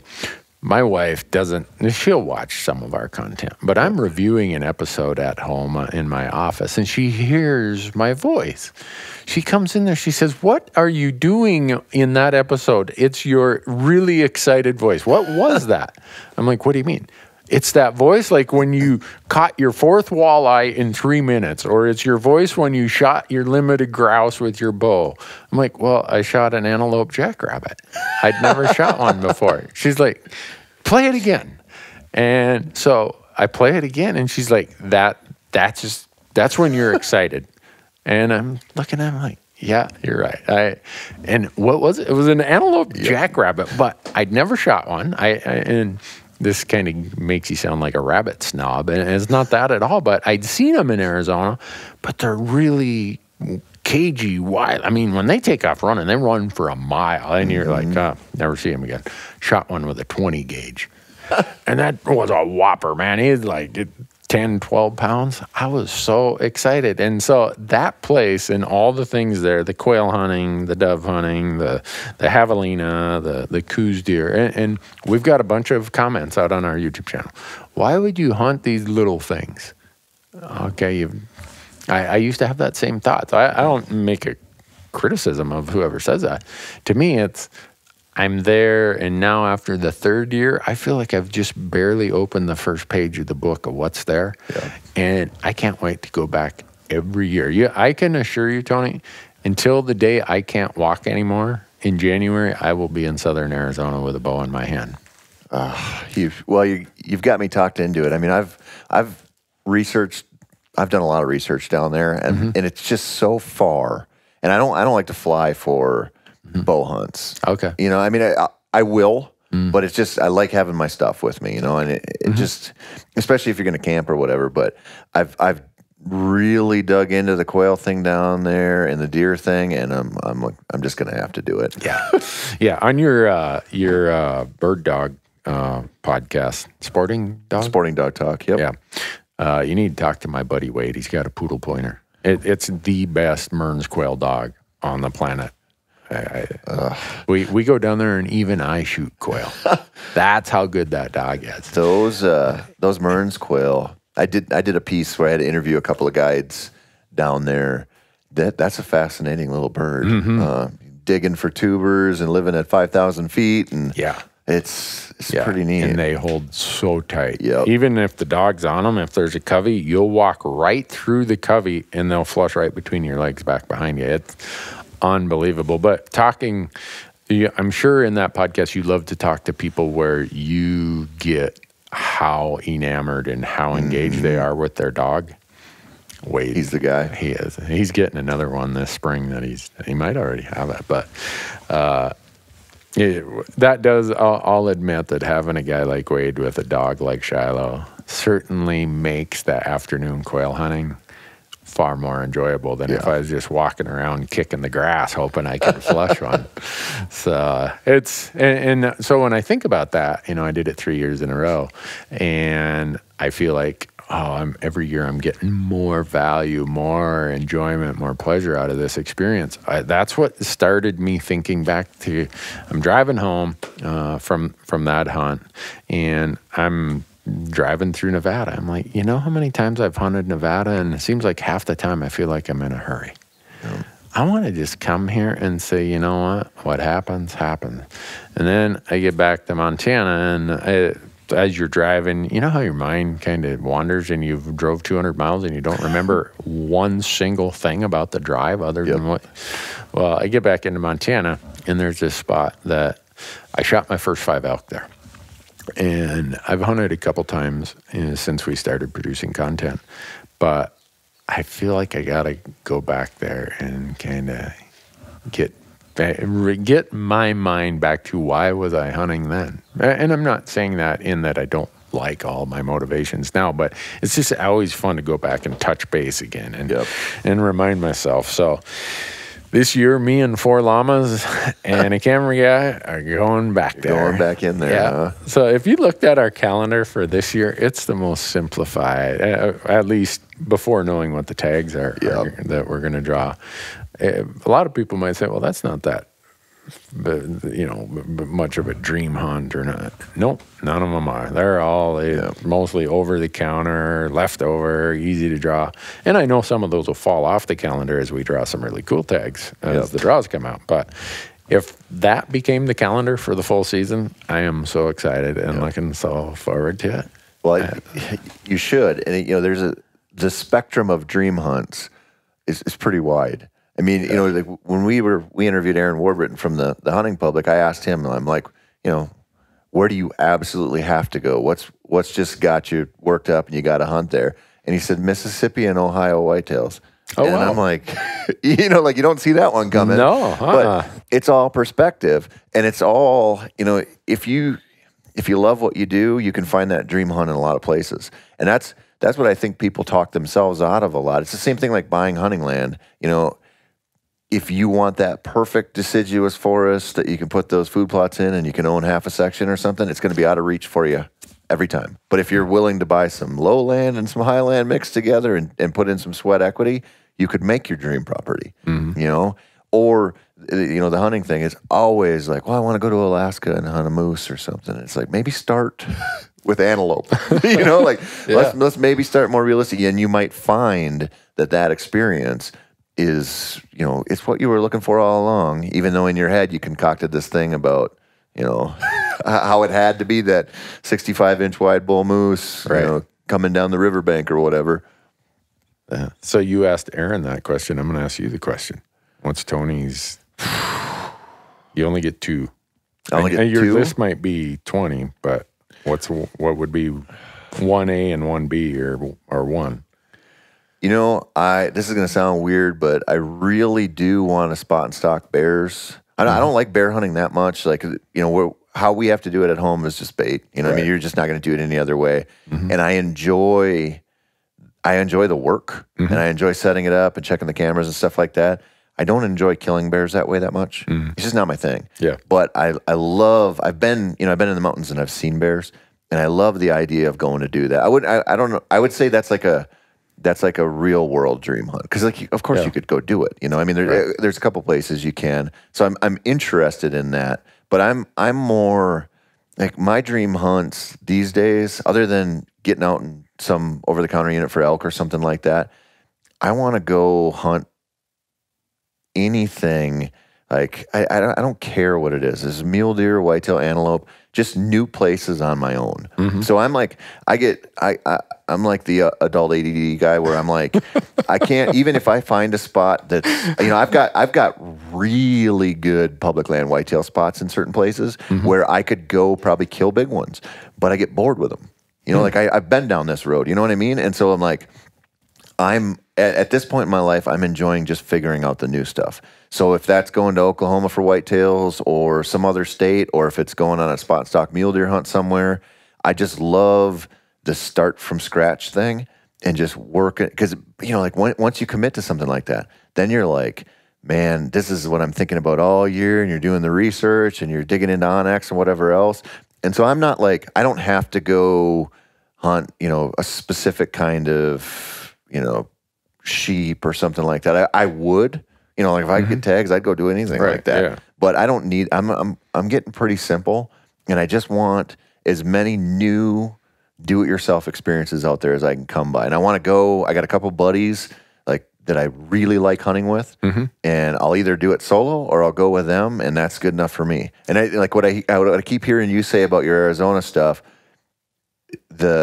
What comes through is, there's a lot of opportunities, but it's what keeps coming through is who you're hunting with. Yeah. Like they're making the hunt. Like you could go do that hunt solo and you'd feel a lot different about it. Right. That's for sure. Because we invite people who we've talked about. Oh, let's go hunt, and the calendars never work, and they're dear friends, and that usually is a time when calendars can work. Yep. And so there's a lot of that. Yep. How much of your hunting activities or pursuits or dreams are driven by what you cut your teeth on hunting?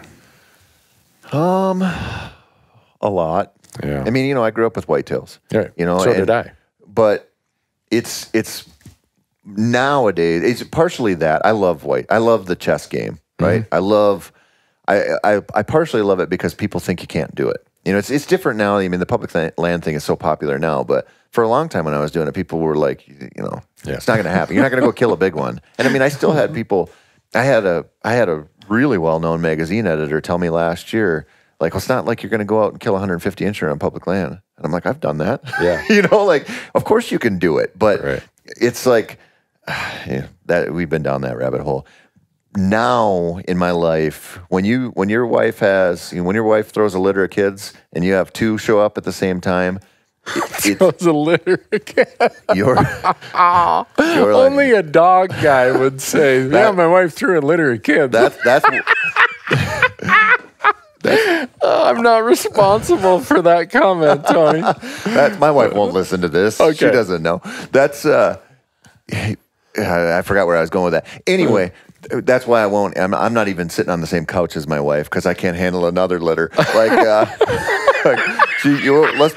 We need to be on opposite ends of the house until we're about 65, honey. Anyway, but we were talking about things that you grew up with, cut your teeth on. So you get limited time-wise when you got two little kids at home. Yep, you just do.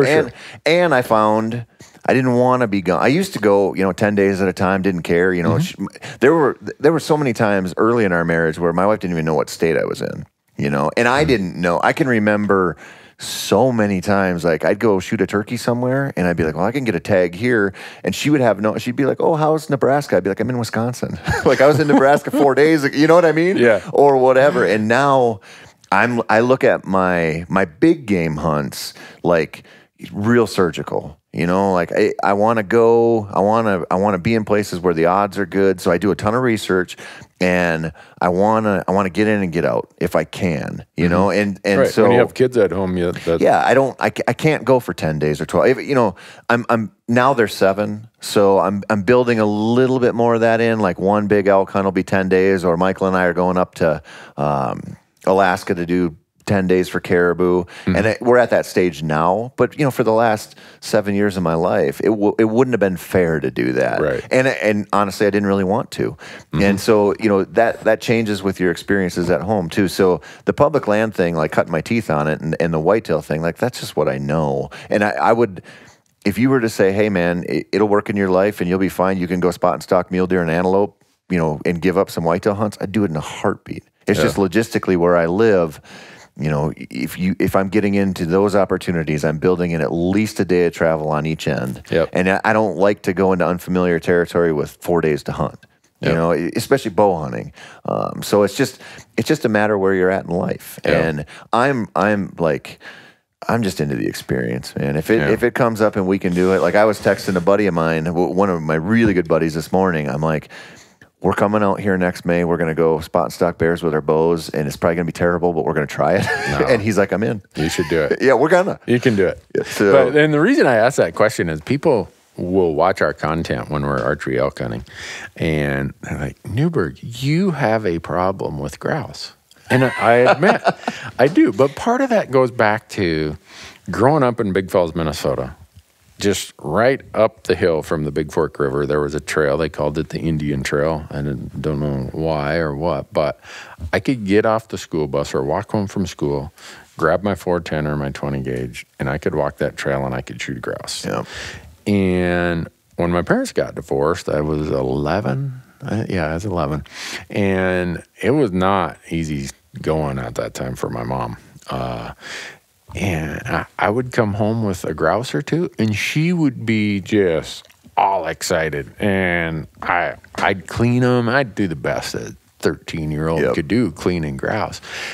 And to this day, when I see a grouse, I don't care if the world record elk is bugling 50 yards to my left, I'm shooting that grouse. And that's why some people who hunt with me, Corey Jacobson and I, would kind of make a joke out of it, and it becomes a bit of humor in our content. But he knows, Corey, you just go kill that bull. There's a grouse over here, and they disappear. They don't bugle. They don't let me know where they're at. They're going to disappear. Yep. That elk, he's going to keep bugling. We'll relocate him. But this grouse, this could be a problem. And so that goes back to what I cut my teeth on, what I grew up doing. I am fanatic about those kind of little things that pull me back to that time and that place where I was discovering a lot about what hunting meant to me and what I wanted to do with hunting as I got older. And the same can be said for whitetails. I live in Montana. Everyone thinks Montana is a mule deer state, and yeah, there's a lot of mule deer here. Every year I've lived here, I've shot a buck. I don't know. I moved here in 91, so it's like 26 or 27 years of hunting. And that's no great accomplishment. We have so many deer in Montana, if you don't fill your tag, it's you must not have left the bar that hunting season. But I've shot 5 mule deer. Every other deer I've shot has been a whitetail. And people are like, why do you have this whitetail problem if you're living in mule deer country? Well, I use all the other western states as my mule deer place. I go to, people have seen us do content. I've shot a lot of whitetails on our content, our episodes. And they're like, what's to do with whitetail? It just reminds me of sitting on an all cut off stump and up in Koochiching County, Minnesota, and my dad and his uncles or whoever it was, and hunting whitetails. Well, I don't care where it is. Public land whitetails brings me back to the culture of what I was brought up in, where everyone had little deer camps and little shacks back there. A lot of my buddies still have the shack. We're going out to the shack. It's only 12 miles from their house, but they stay there for all the deer season. It's a tradition. Yeah. And so it's those kind of things that really get me excited. I could shoot a small whitetail buck, a little 3x3, and if it was something that reminded me of growing up, I'd be so excited. People think I'd lost my mind. Kind of like when I shoot a grouse. Well, and you know what you're saying there is you're doing this for fun.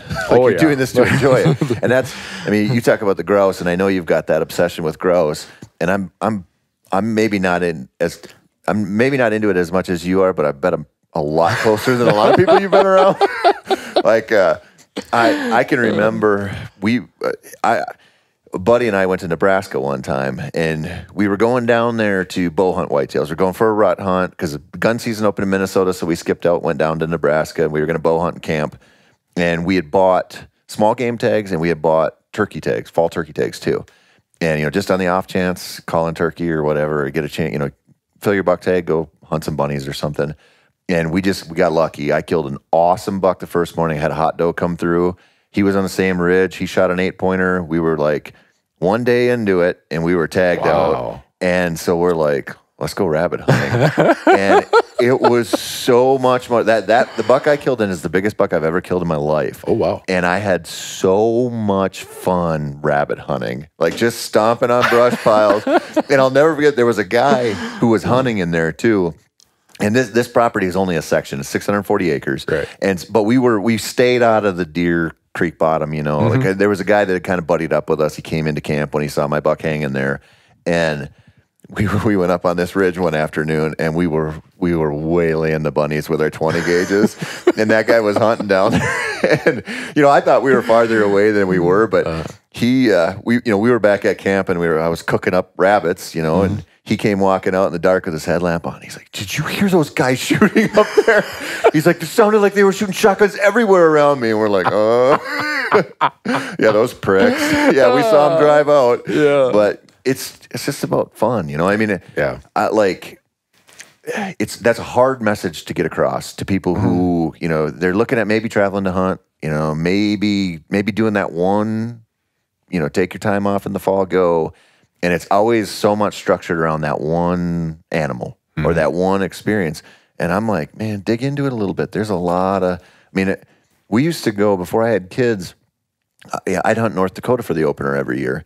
And I would always buy the small game tag so I could hunt doves if I killed my deer. Okay. And I can remember so many times having so much fun. If I'd kill a deer, because my buddies would still have tags, so I'd help them out or whatever, but then I'd go past shoot doves because there'd be sunflower fields on the private, and they'd be coming to, you'd have a pond with a dead tree on it or whatever. Right. And, you tell people that, most people, and they're like, why would you ever do that? Why would you do that? Yeah. But I'm like, it's fun. I love it. I love to eat them. I love to wing shoot. I don't care. And you just kind of, the more you travel, the more you find those experiences, and you go, the giant rack is not that important. The experience is. Right. No, I'm there. And there is, in the content production world, there are these, I think, built norms that people expect that, okay, you're going to try to shoot the biggest one you can find. And I don't think people feel that you have to shoot the biggest one, but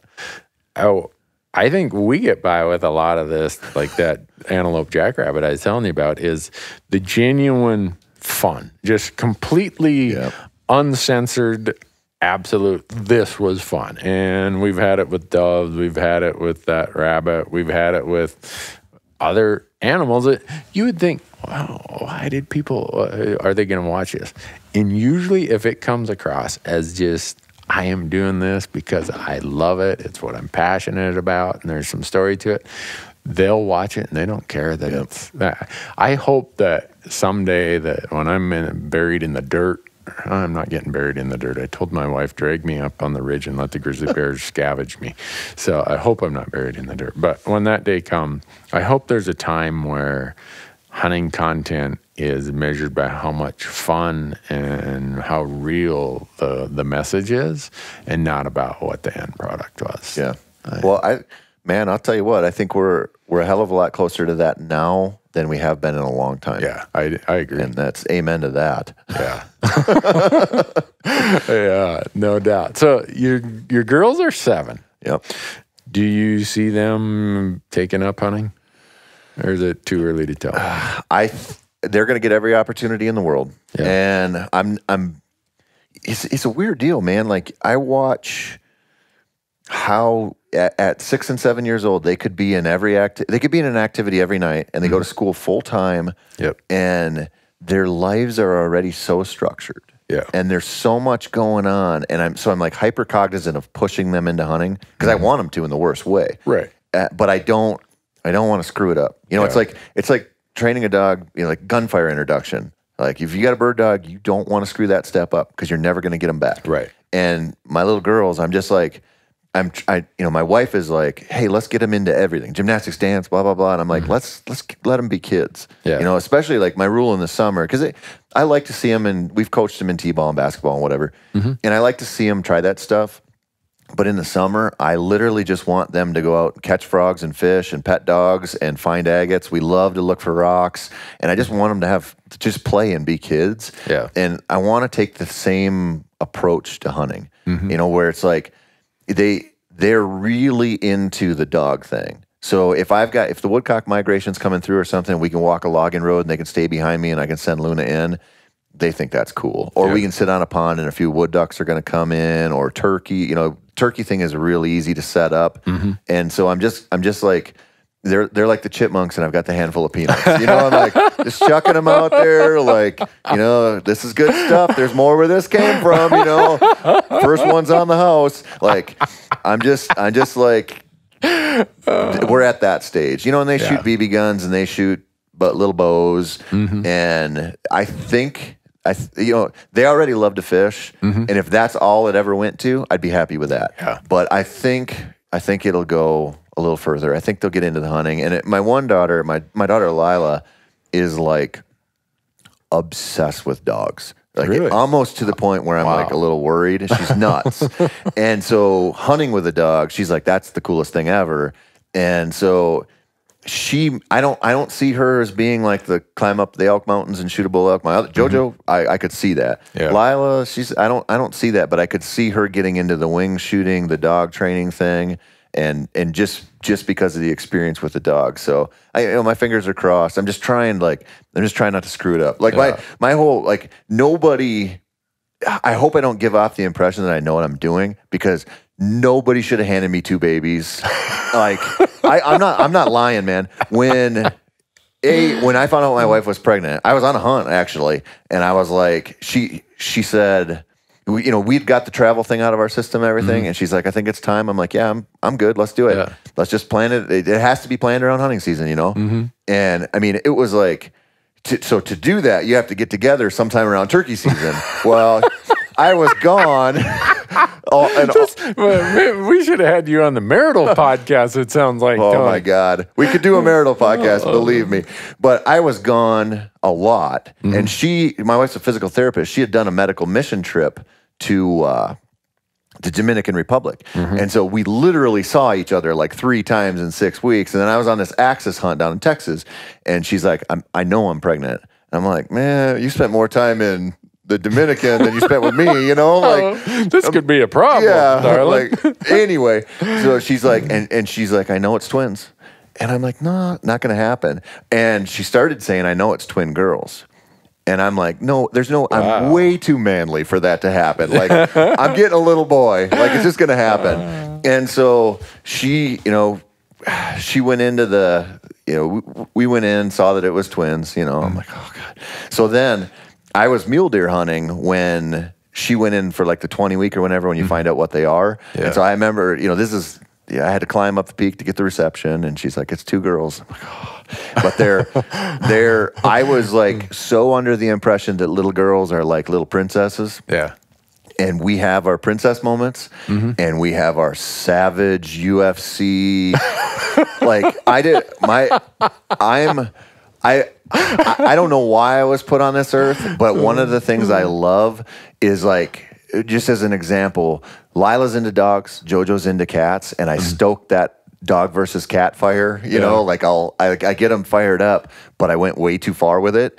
So like they're like throwing haymakers at each other over whether dogs or cats are right. And now their teachers are talking to us because there's team dog and team cat in their first grade class, and there's spies that are checking in. And my wife is like, you gotta dial it back. But it's so. Long story, super long. I hope so. I hope they get into hunting. But if they don't, you know, we'll go catch smallies and crappies and whatever. The only reason I ask that is I get asked it a lot. And I only had 1 kid. So if you talk to a lot of people, if you only have 1, you're really not a parent. You know, who they got to fight with, you know, and if you blame the kid, you're going to blame the right one. Yeah. You know, all that kind of stuff. Yep. So when people ask me the question, I'm like, well, you're not talking to an expert here. This is, you know, my sample size is really small. Yep. So I often ask that of other people who have kids. And I'll tell you what, 2 things that drive, if you have parents, or if you have twins, if your parents are twins, the thing that drives you the most nuts is people.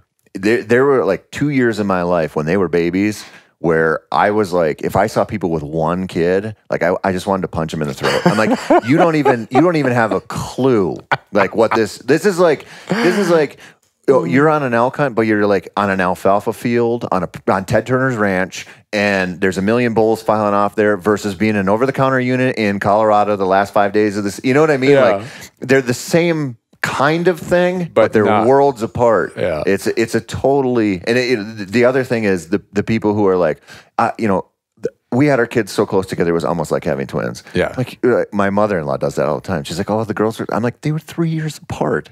Like, you didn't have two babies at the same time. Quit saying that you did. Yeah. Well, I have friends who live in Casper, Wyoming. And if you're listening to this, she'll know who I'm talking about. They had triplet girls. So I'm sure they're going to email me and say, Randy, give me Tony's number. We'll tell them. Believe me, they're warriors. They have my utmost respect. I couldn't fathom, because at least with two, if there's two parents, you got a one-on-one thing. Yeah. And if you're by yourself, you got a one-on-two thing, and that's tough. I don't know how anybody could do a 1-on-3. No, I don't know. I don't either. There's no, I mean, with the two, there's no escape, right? Like they're just, you can't get away. With three, I have no idea how you do it. And when I see people who have twins or triplets and then they have another one, I'm like, what is wrong with you? Yeah. Like, I honestly, my wife would have another baby in a heartbeat. I'm like, I can't even fathom that. Yeah. Like, that's like, there are so many things I would rather do. like torturous things. Like, I would. The reason I bring kids up often about parenting and kids on a hunting podcast is a lot of people say, well, how do you travel that much? What do your kids think or kid think? I'm like, you know what? I wouldn't have done it when I had kids. It was the most important thing that, like you said, I don't know what I was put on this earth to do, and I still haven't figured that out. But of all the things I've had to do while I've been on this earth, parenting was the most important thing. Yeah. By more than a mile of anything else I've done. And I just see people who have kids who they have these competing, well, I want to hunt more. But it's, I don't want to take time away from my family. And that's just a reality. Yeah. You got to deal with. And there's no way I would travel like I do today if Matthew was still, a young piker. As he got older, the fun part was by nurturing that hunting and fishing and just loved camping. To him, it was, hey, Matthew, you want to go fishing this weekend or you want to go hunting this weekend? Maybe. Are we camping? Yeah. To him, camping was like, cool, man. I get to pee on the fire. I get to roast marshmallows. I get to, split firewood. It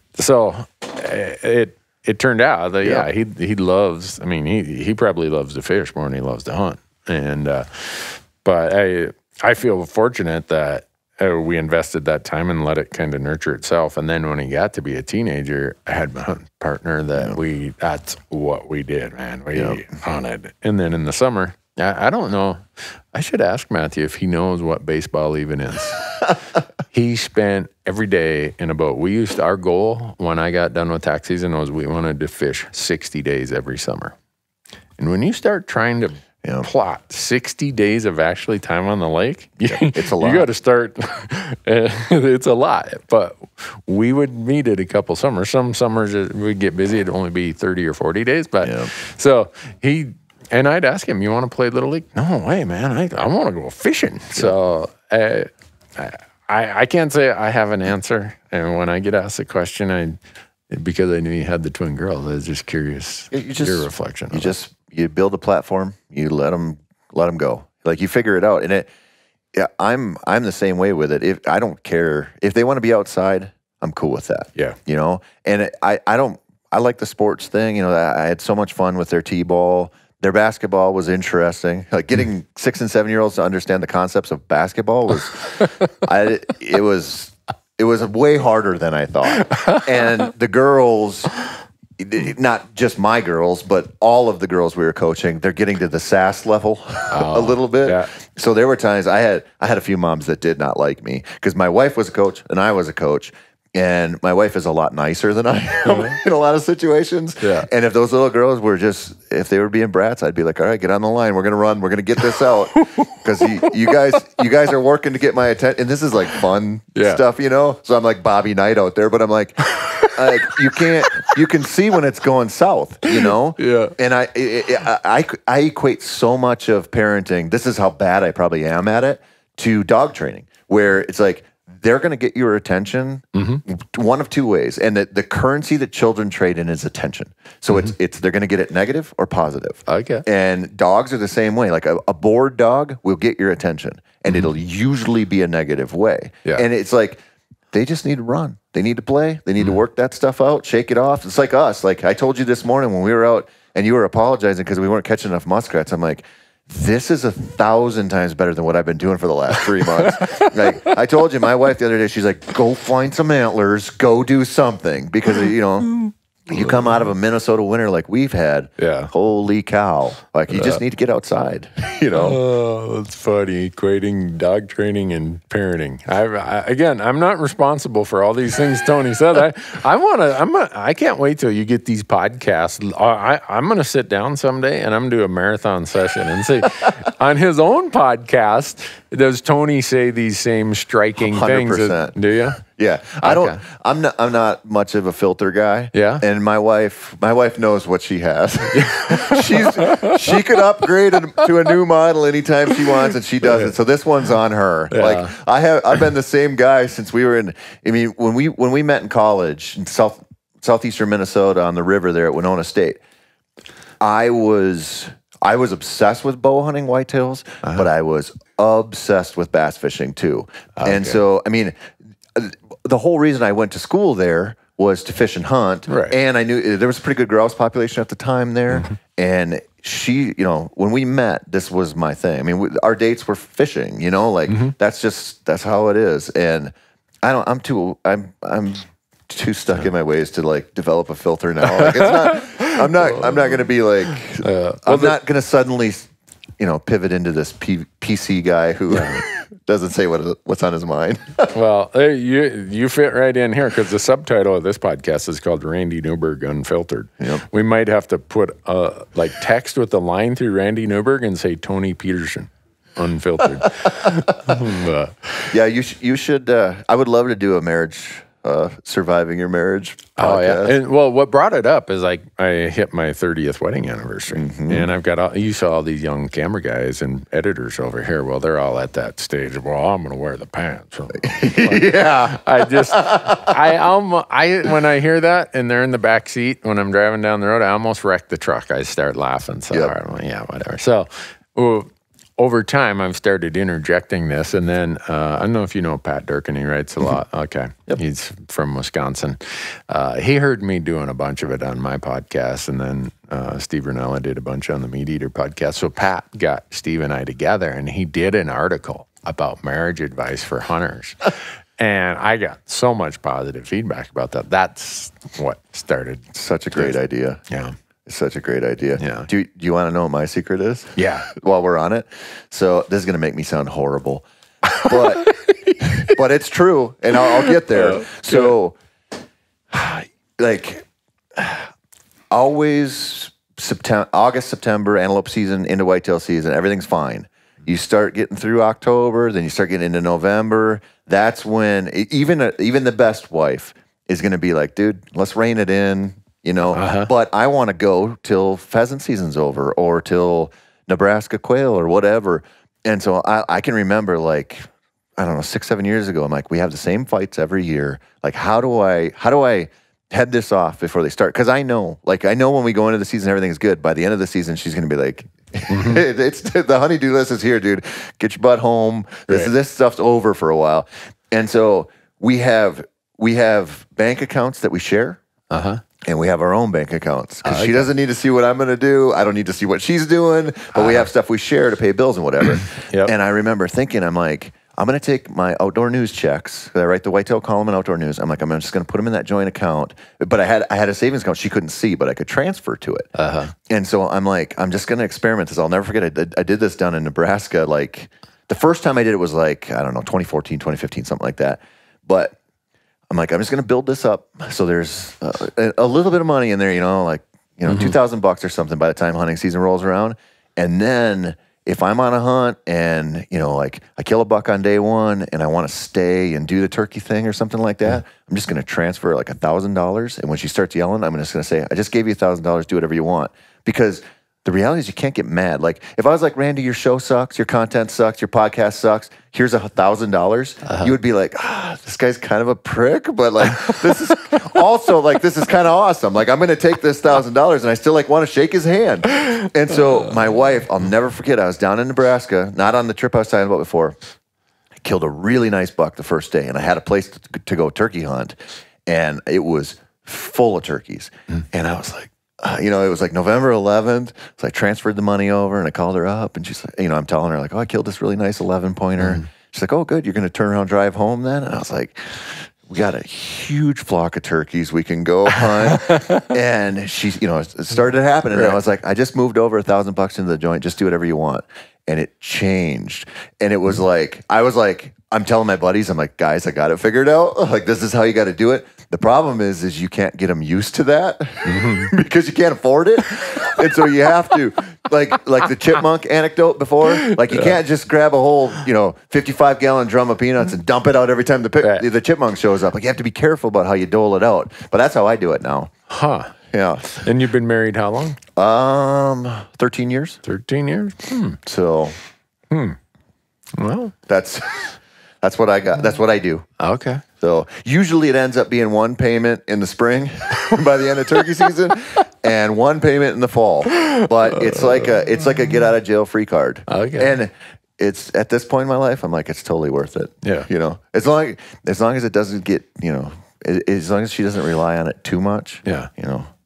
Well, for me, I just try to remember where I come from and what little I bring to the table. A guy who he's since passed, we were sitting in a duck blind, and a lot of times talk about marriage and stuff comes up when you're sitting in the boat or in the duck blind, whether it's intentional or just out of humor. And he gave me a piece of advice that I'm not sure if he knew it was advice. I think it was a joke for him, but I took it to heart. He said, just understand, you don't bring anything to the table that she couldn't replace by noon tomorrow. So it's kind of how I approach my hunting and my relationship is, all right, I got to balance this because she could have me in the ditch and have a new guy on her arm by noon tomorrow. And I've told her that. And the joke is, she's like, I got a brand new walleye boat that's fully decked out and geared. I could probably find someone pretty easy. I'm like, yeah, you're right. So it would be way easier for her. Yeah. Way easier. Yep. He's right. I think a good woman can trade up. Oh, my wife, she in a hurry. I'm like a bad onside kick, man. She's like, throw the flag, man. That's where I'm at in the scale of what my wife could get. I'm a bad onside kick. You know what's so funny about that? The way he said that. I say that kind of thing to some of my hunting partners all the time. I'm like, I could do so much better than you guys. Like, just keep up. Just like pitch in once in a while around the camp. Like, I could trade up. Like, I know all these people who can go do this. That's awesome. Does it work on them when you tell them that? No, they just. I have. So my hunting buddies, it's been whittled down to a pretty small group, right? And they're good guys. If one of them isn't pulling his weight or something, we just endlessly give them crap until they come around, right? It's just that's the dynamic. Yeah. So well, I read these. I have this Hunt Talk forum, and I'll read threads about your cheapskate hunting buddy. I don't have any cheapskate hunting buddies. They got filtered from the hunting buddy thing a long time ago. Yep. There's a guy back in my hometown. The guys used to all go to Saskatchewan or go to wherever, and the guys called him Shithouse. I'm not going to say his name. And I'm like, well, how did he get that name? Well, because when it came time to settle up for the meal when we were traveling, he always had to go to the bathroom. Yeah. So we started calling him Shithouse blank, his name is. And so I don't have any of those kind of hunting buddies. Yeah. The only a bad hunting buddy, there's nothing worse than a hunting, quote unquote, hunting buddy who's going to screw up a trip. Yep. Sniveling, whining, not pitching in, thinking that he came there to drink extra beer or something. Like, you know, I go here to hunt and have a good time. I don't need some drunk hanging around in camp. You know, you can do that back home watching the Vikings game. Yeah, and when you're wired like we are, you kind of end up doing the bulk of the research and stuff anyway. So it's like, I always equate it to being the guy who, if you love to fish, you always own the boat. And if you always own the boat, you always do all the work. Right. You know what I mean? Like, you're always the one getting the boat ready. That's a good way to put it. You know, and so that's just, that role is fine. But like, when you get into camp with your buddies, and if somebody's not pulling their weight, or somebody's going really cheap, or they're cheaping out on the gas or something like that, it's like, not like, you take it personal. Now they're using you in a way like that you're not offering up. You know, like, I'll do the research. I want to go to a good spot. I don't care about that stuff. And, you know, but that kind of thing, I'm the same way. I've called some people out of my life, and it's, you know, doing what we do. Not only do you need the people that are going to contribute and work as hard as you are, you need those people that are going to always toe the line with the law. And like, that's you know, people want to hunt with me all the time, and they'll reach out to me, and I'm like, you know, you may be the best person in the world, but I'm like, I'm not going to risk. I'm not interested in hunting with strangers that much anymore. Yeah. And I can't be around that stuff. No. You know? No, I'm the same way. And I put too much value on my hunting and the time that I have to do it. And the people I spend the time with is a big part of the hunt, that I don't have time for people who are negative or pessimists. You know, the old Mark Twain saying, pessimists are seldom disappointed. You know, if you think it's going to be a bad day, it's going to be a bad day. I don't even deal with that. And people will post or ask me, you know, how do you deal with that? It's like, you know, remember when you were in 10th grade and you just thought this was the greatest relationship, you know, you and going to be like, live happily ever after. And you just, when it became really obvious this is never going to work, and you just didn't want to give up on it, think back to those days. That's this bad hunting partner. Get rid of him now. He's like a fart in a truck. You don't need a lot of it to really go a long way. You don't need much of it. And just get him the hell out of there. Do him a favor and do you a favor. Yeah, it's so true. And it's, you know, for me, that's one of the reasons I love turkey hunts. Like, if I have anybody that's going to audition to be in the club, that's a perfect one, because I can always go off and do my own thing turkey hunting. Like, you know, I don't mind giving up a morning to take somebody if they need it or whatever, but it's like the low stakes, let's see where this one goes, you know? Okay. And I don't want to take somebody deer hunting or mule deer or elk or something like that. And I don't want, you know, the thing that probably seems weird to a lot of people, I get asked, you know, like, let's go pheasant hunting. I want to go pheasant hunt with you, or grouse hunting or something. I'm like, I don't want you with a shotgun around my dog, because I don't know you, you know, and or me, and you guard those situations really closely. So if I have like the latest person to get added into the little wolf pack of ours is my buddy Tyler from Colorado, and you know, most of the time people will be like, oh, I'd love to go hunting with you, and I could tell he was a good dude, and I could tell he was passionate, and I said at the time, well, man, I'm going to South Dakota to bow hunt turkeys, just public land, scouting whitetails kind of thing, and he said, I'll be there. And he showed up, brought food, you know, the whole thing. Yeah. And now we're elk hunting together, and we go. He's seen some of my best whitetail spots, and that's just a good way to get into it. But you know, if you have somebody who's going south, it's like, I'll never forget. I had a boss when I just got out of college, and he told me, he sat me down, because we had this guy we had to fire because his attitude just sucked. And he just told me, he said, when they go toxic, they never come back. Right. And he said, the sooner you get rid of them, the sooner you're better off. And with hunting partner, it's the same way. Same way. Yeah, we could do we just got a great topic, Tony. I need to do a podcast on hunting partners. I need to get some people on who have just horror stories. But I almost said something when I said horror story. Almost said what, Randy? It's an old Cheech and Chong thing. Gosh, I can't believe I said that. Should we edit that part out or not? No, we'll leave it in there. We better quit though, because this is going to go to hell in a handcart here. Gonna? Yeah. Hunting stories, hunting buddies, and horror stories is HORROR. Enunciate, Randy. Yes, definitely. We almost got to spell that for the audience.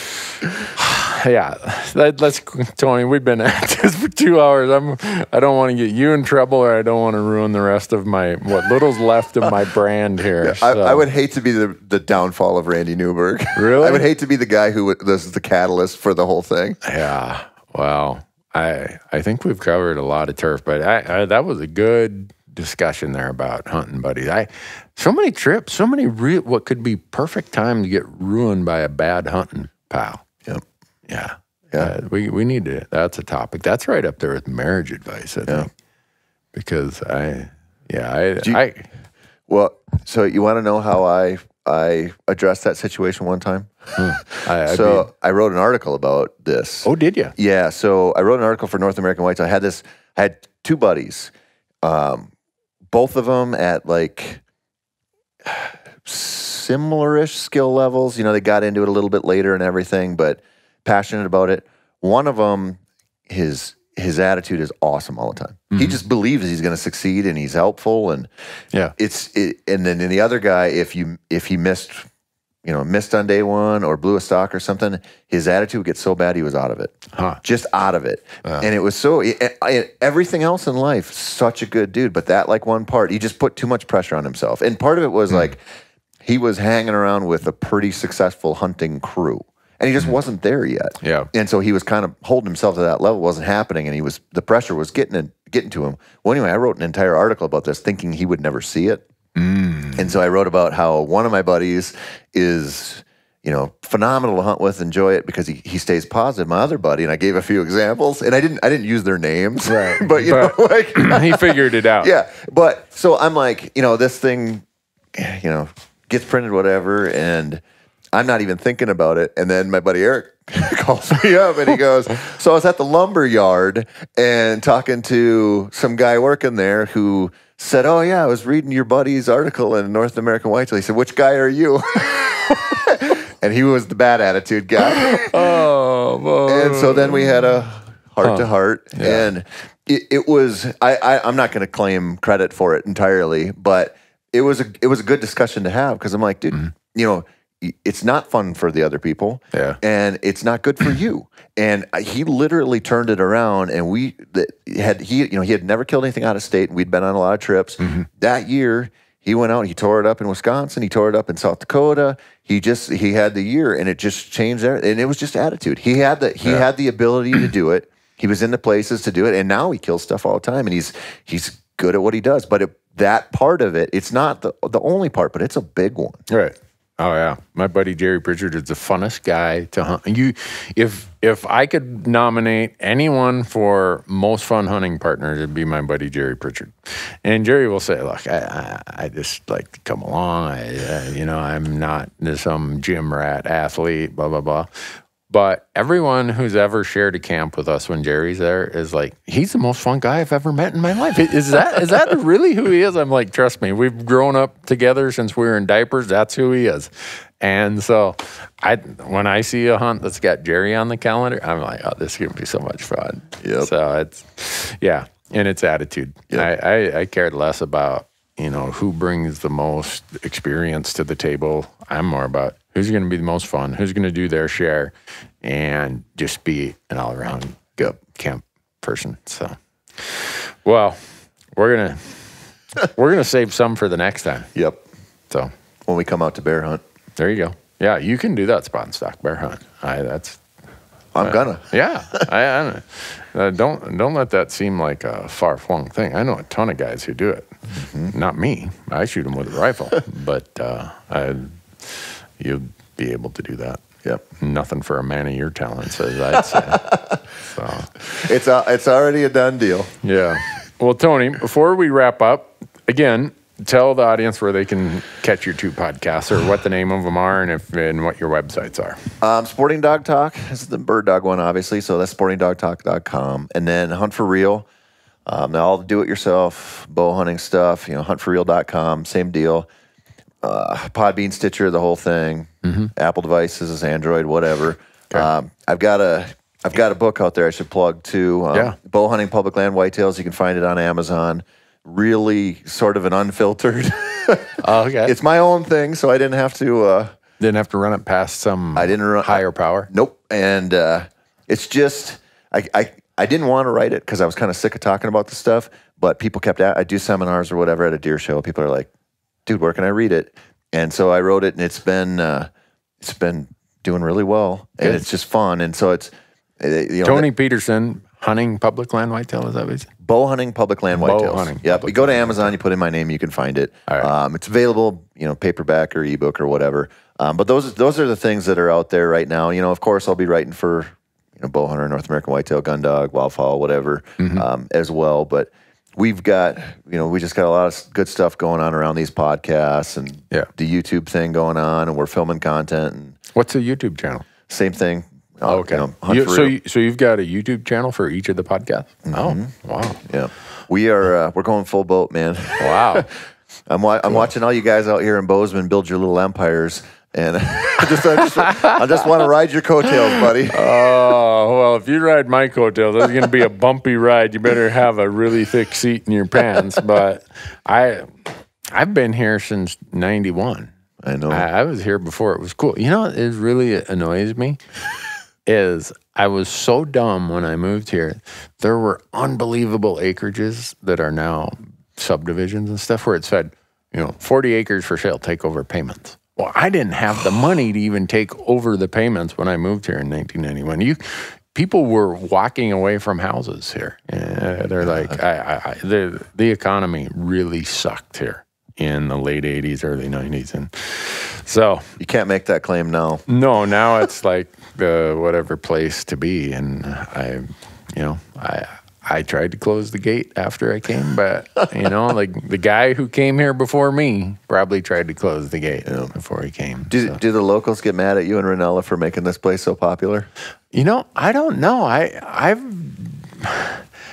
You hear, since a lot of people have moved here in the outdoor space in the last 2 or 3 years, you hear the brunt of a lot of humor of it, and I just accept it for what it is. It's like I don't blame people for making fun of it. It's whatever.